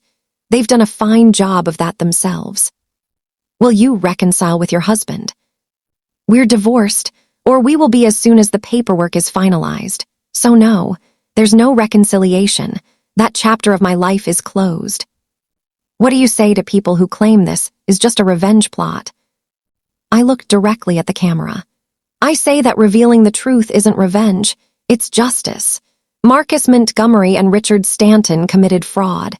They conspired to destroy an innocent woman's career and reputation. They needed to be held accountable. If exposing criminals is revenge, then I'm guilty as charged." The questions continued for another 30 minutes. I answered each one with confidence, with grace, with just enough edge to remind everyone that I wasn't someone to be underestimated. When it was over, Vanessa met me backstage. "You were perfect, absolutely perfect. That clip is going to go viral." She was right. By noon, Alina Sinclair was trending worldwide. Clips from the press conference were everywhere. Think pieces were being written. I was being called a feminist icon, a survivor, a boss. The Forbes interview went equally well. The journalist, a sharp woman named Rebecca, asked tougher questions. "Some people say you used your inheritance to destroy your husband out of spite," she said. "What do you say to that?" "I say those people don't understand what it's like to be publicly humiliated based on lies," I replied. "If I'd wanted to destroy Marcus out of spite, I would have done it much differently. What I did was reveal the truth about his business practices and his character. The destruction that followed was a natural consequence of his own actions, not my vendetta." "Do you think you would have claimed your inheritance if you hadn't been betrayed?" That was a good question. I thought about it. Honestly, I don't know. I was comfortable as Alina Montgomery. I had a career I was proud of, a marriage I thought was solid. I might have gone my whole life without knowing about the Sinclair legacy. But my grandmother was wise. She knew that comfort can be a trap, that sometimes you need to lose everything to discover who you really are. The betrayal was painful, but it led me here, and I wouldn't change that. "What advice would you give to other women facing betrayal?" I looked directly into the camera. "Don't let anyone define your worth, not your husband, not your employer, not society. You are more than what happened to you. You are more than the worst thing anyone has said about you. And if someone betrays you, don't shrink. Don't apologize for taking up space. Rise. Become so successful, so powerful, so undeniably brilliant that they have to watch you shine from whatever hole they've dug for themselves. Rebecca smiled. That's going to be the pull quote. She was right. By evening, that quote was on Instagram, Twitter, TikTok, everywhere. Women were commenting by the thousands. I needed to hear this today. Elena Sinclair is the role model we all need. This is what boss energy looks like. But the most satisfying moment of the day came at 6 p.m. I was in my new office at Sinclair Industries, reviewing acquisition targets with Margaret, when my assistant buzzed. Ms. Sinclair, there's a Marcus Montgomery here to see you. He doesn't have an appointment, but he says it's urgent. I looked at Margaret. She raised an eyebrow. Want me to stay? Please, I said. I pressed the intercom. Send him in. Marcus walked into my office and he looked terrible. His suit was wrinkled. His eyes were bloodshot. He'd aged 10 years in 24 hours. He stopped when he saw Margaret. Elena, can we talk alone? No, I said simply. Whatever you have to say, you can say in front of Margaret. She's my COO. He swallowed hard. Fine, Elena, please, you have to help me. Montgomery Global is collapsing. The stock is worthless. Investors are pulling out. I'm facing investigations from the SEC, the FBI. The board has voted to remove me as CEO. My accounts are frozen. I have nothing. You're the only one who can help me. I stared at him. Help you? You're a billionaire. You could buy out the company, save it, save me. We could. We could start over together. I know I messed up, but... I held up a hand, stopping him. Marcus, let me make sure I understand. You came here to ask me, the woman you betrayed and humiliated, to use my money to save you from the consequences of your own criminal behavior. He looked desperate. Elena, I know how it sounds, but... Do you hear yourself? I stood up, walking around the desk to face him. You destroyed my reputation. You threw me away. You let the world call me a cheater and a liar. And now that your world is falling apart, you want me to rescue you. I'm sorry. I've said I'm sorry. Sorry doesn't fix this, Marcus. Sorry doesn't give me back the weeks I spent being harassed and abandoned by everyone I knew. Sorry doesn't undo the damage you did. So you're just going to let me lose everything? His desperation was turning to anger now. After everything I did for you, I made you who you are. I laughed, actually laughed. You made me who I am. Marcus, I was a successful executive before I met you. I built your company's most profitable divisions. I earned everything I had. You didn't make me anything except miserable. This is about revenge, he spat. You're doing this to punish me. No, I said coldly.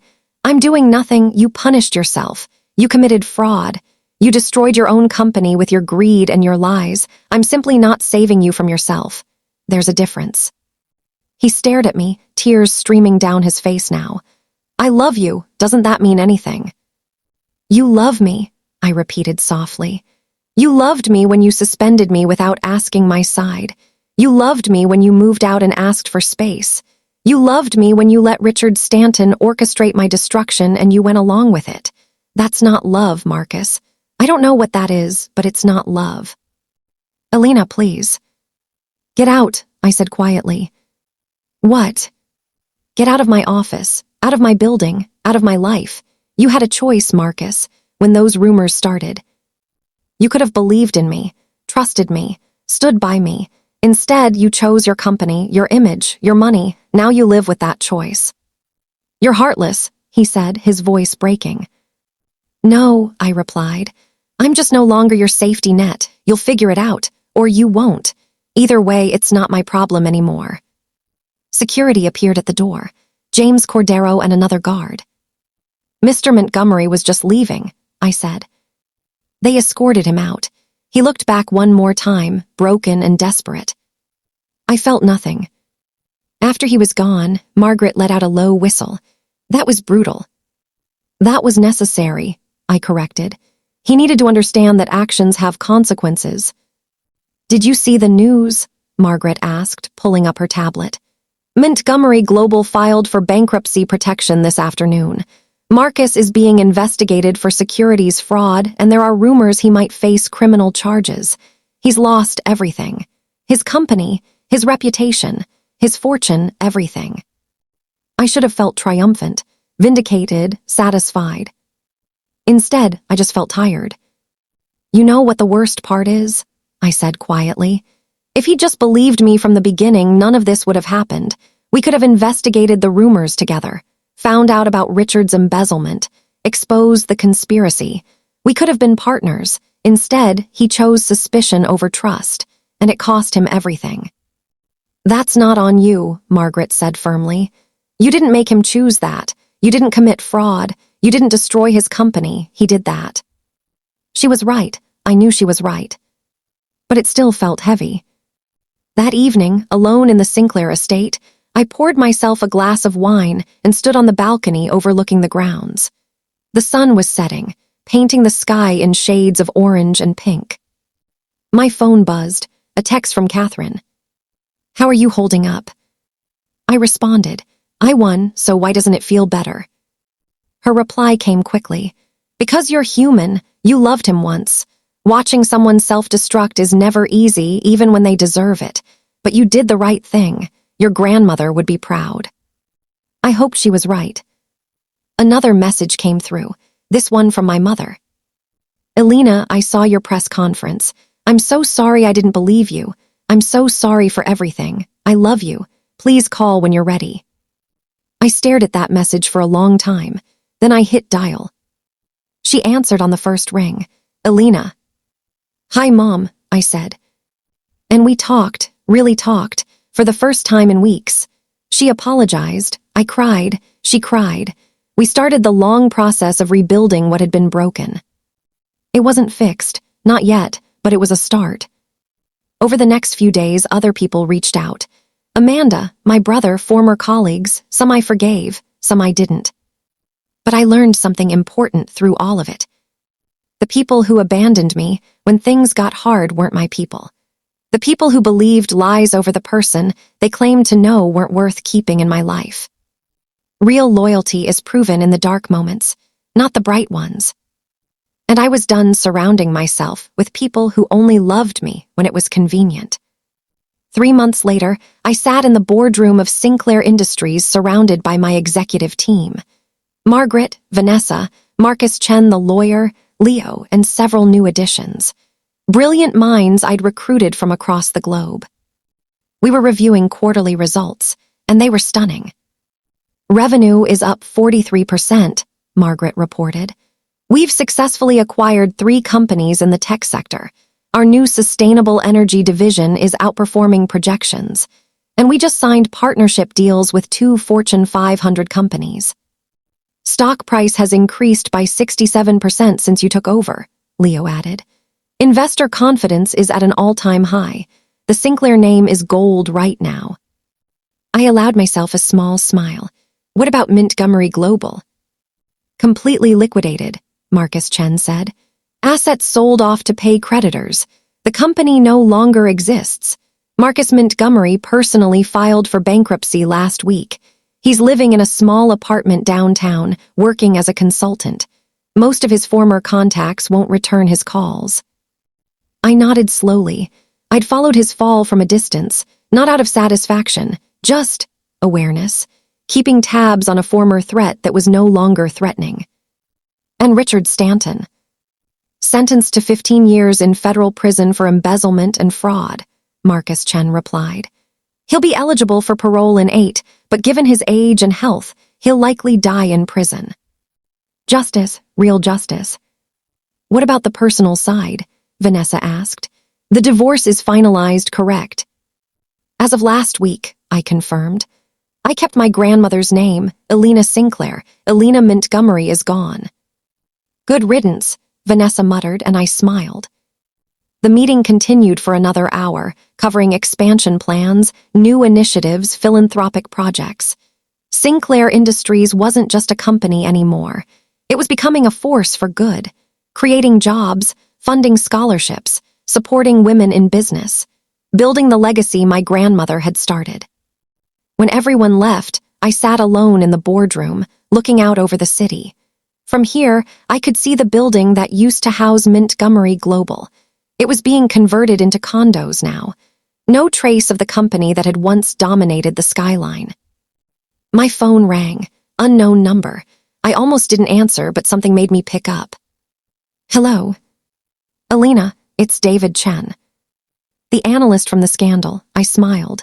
David, how are you? I'm great, actually. I wanted to call and thank you again. And to tell you something. I just accepted a position as CFO of a startup, a really promising one. I'm using the settlement money to invest in the company too. I'm building something new because of you. My heart warmed. That's wonderful, David. I'm so happy for you. I just wanted you to know that what you did, exposing the truth, it gave me my life back. More than that, it gave me the courage to bet on myself, to stop playing it safe. You inspired me. After we hung up, I sat there for a long moment. That was what this was all about. Not revenge, not destruction, but creating space for truth and justice and new beginnings. That evening, I attended a charity gala, not as someone's wife, not as an employee, but as Alina Sinclair, CEO, philanthropist, billionaire. The difference in how people treated me was remarkable. Where I used to be Marcus Montgomery's wife, I was now just Alina. People sought my opinion, asked for my advice, treated me as an individual, not an accessory. I was talking to a group of female entrepreneurs when I saw him. Marcus. He was across the room, working the event as part of the catering staff. He looked small, diminished. He caught my eye and quickly looked away, clearly embarrassed. For a moment, I felt pity. This man who'd once commanded empires was now serving appetizers at events he used to host. But then I remembered. He'd made his choices, I'd made mine, and we were both living with the consequences. I turned back to my conversation and didn't look his way again. Later that night, back at the estate, I received an unexpected visitor. There's a woman at the gate, James Cordero informed me. Says her name is Patricia Montgomery, Marcus's mother. I hesitated, then let her in. Patricia Montgomery was in her 70s, elegant and proud. We'd never been close. She'd always looked at me as someone not quite good enough for her son. She sat across from me in the library, her hands folded in her lap. I won't take much of your time, she said. I came to say two things. First, I'm sorry. I believed the worst of you without question. I let my son destroy you and I said nothing. That was wrong. I nodded, acknowledging the apology. Second, she continued, I want you to know that Marcus is suffering, truly suffering. He lost everything. His company, his reputation, his self-respect. He talks about you constantly, about what he lost, about how he destroyed the best thing in his life. Why are you telling me this? I asked quietly. Because he's my son, and I'm asking you as a mother to consider showing him mercy.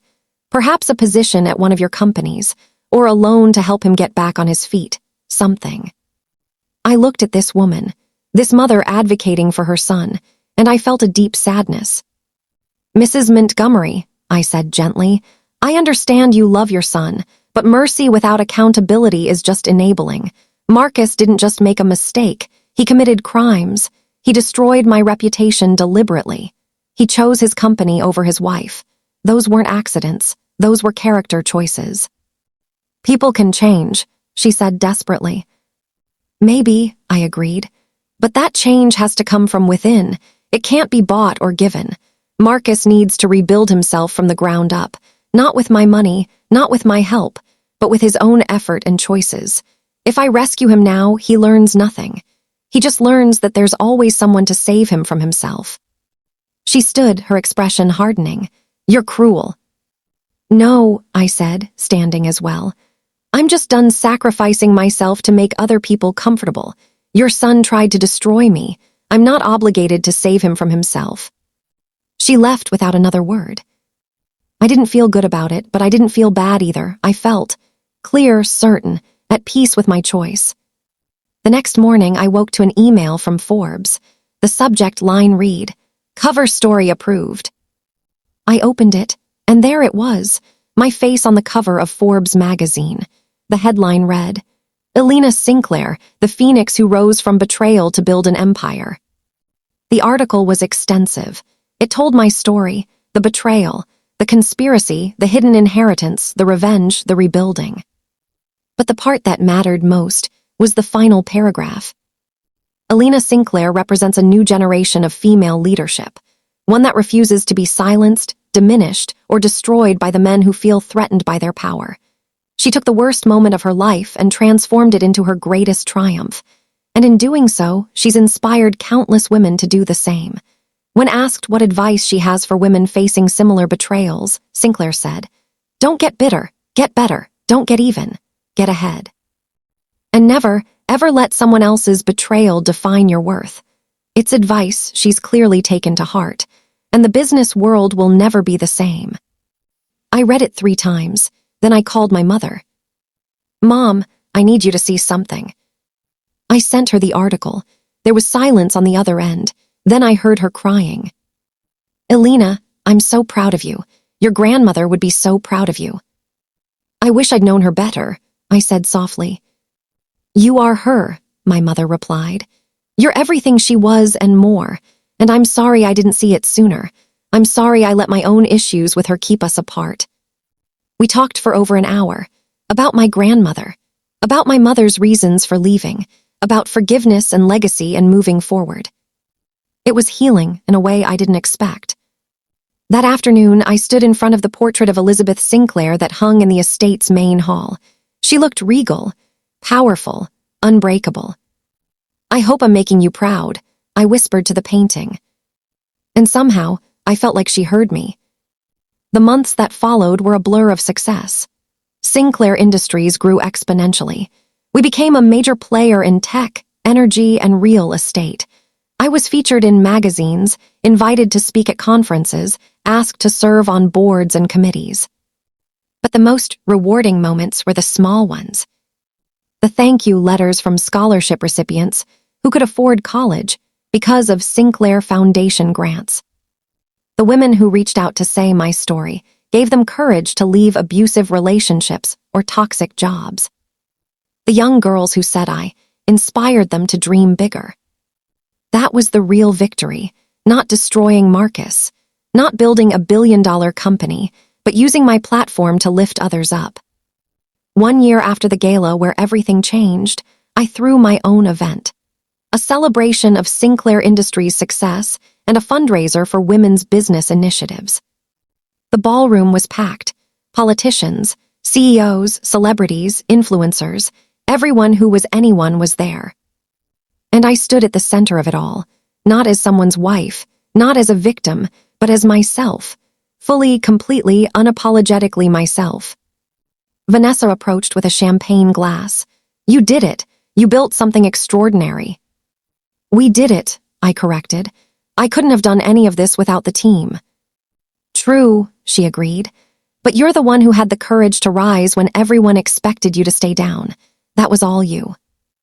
As the evening wore on, I found myself on the balcony, looking out over the city.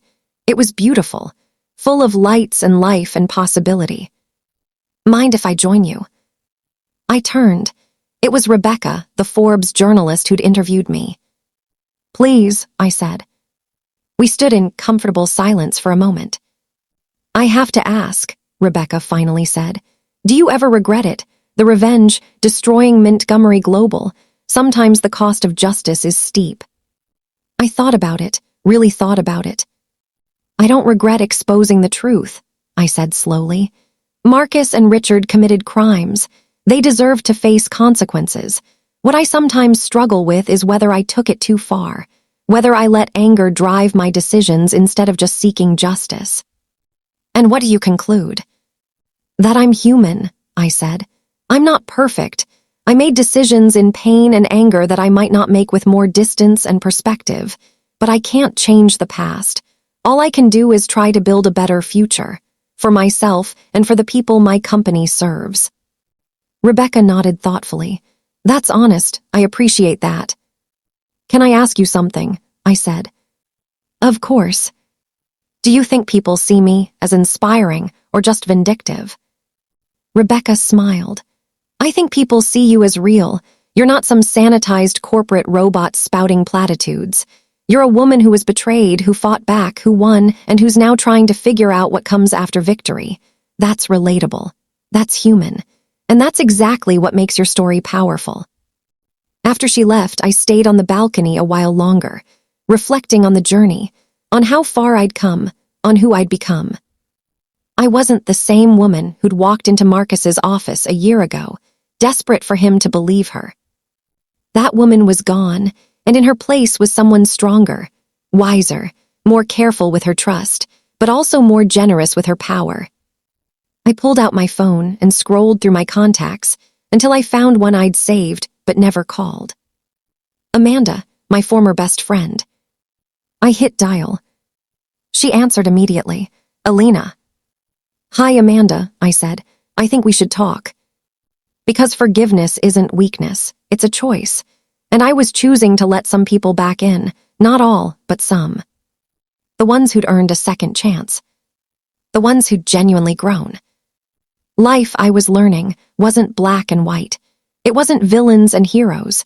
It was complex, messy, and full of gray areas. Marcus had betrayed me, that was true. But I'd also learned and grown from that betrayal in ways I never would have otherwise. I'd found my power, my voice, my empire.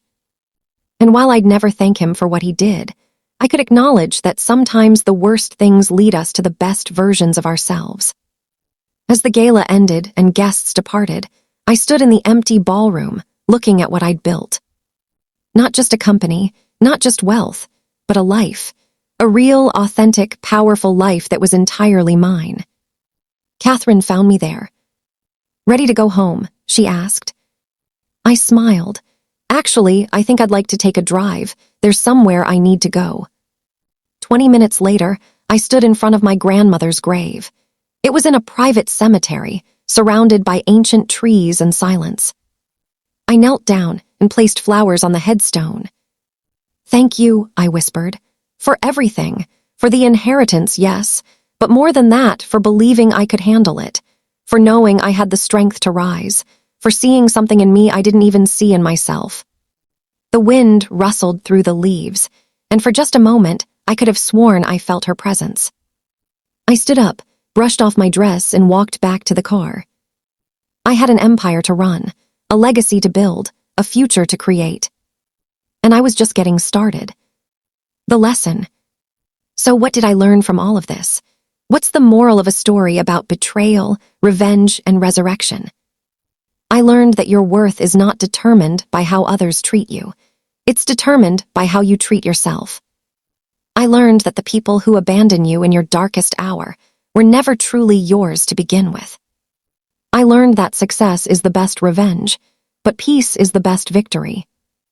I learned that you can lose everything, every single thing you thought defined you, and still be okay. Still be strong. Still be you. I learned that women are taught to make themselves smaller, quieter, more convenient, and that unlearning that conditioning is the most powerful thing you can do. Most importantly, I learned that betrayal doesn't break you unless you let it. You can let it destroy you, or you can let it refine you. You can stay in the ashes, or you can rise like a phoenix. I chose to rise. And if you're watching this from wherever you are in the world, dealing with your own betrayal, your own pain, your own moment of darkness, I want you to know something. You are stronger than you think. You are worth more than how you've been treated. And your story doesn't end with betrayal. It begins there. So take the pain, take the anger, take the grief, and use it as fuel. Build something so extraordinary that the people who tried to destroy you can only watch from a distance and wonder how they ever thought you were small. Because you were never small. You were just saving your power for the right moment. And that moment, it's now. Rise, Queen, the world is waiting.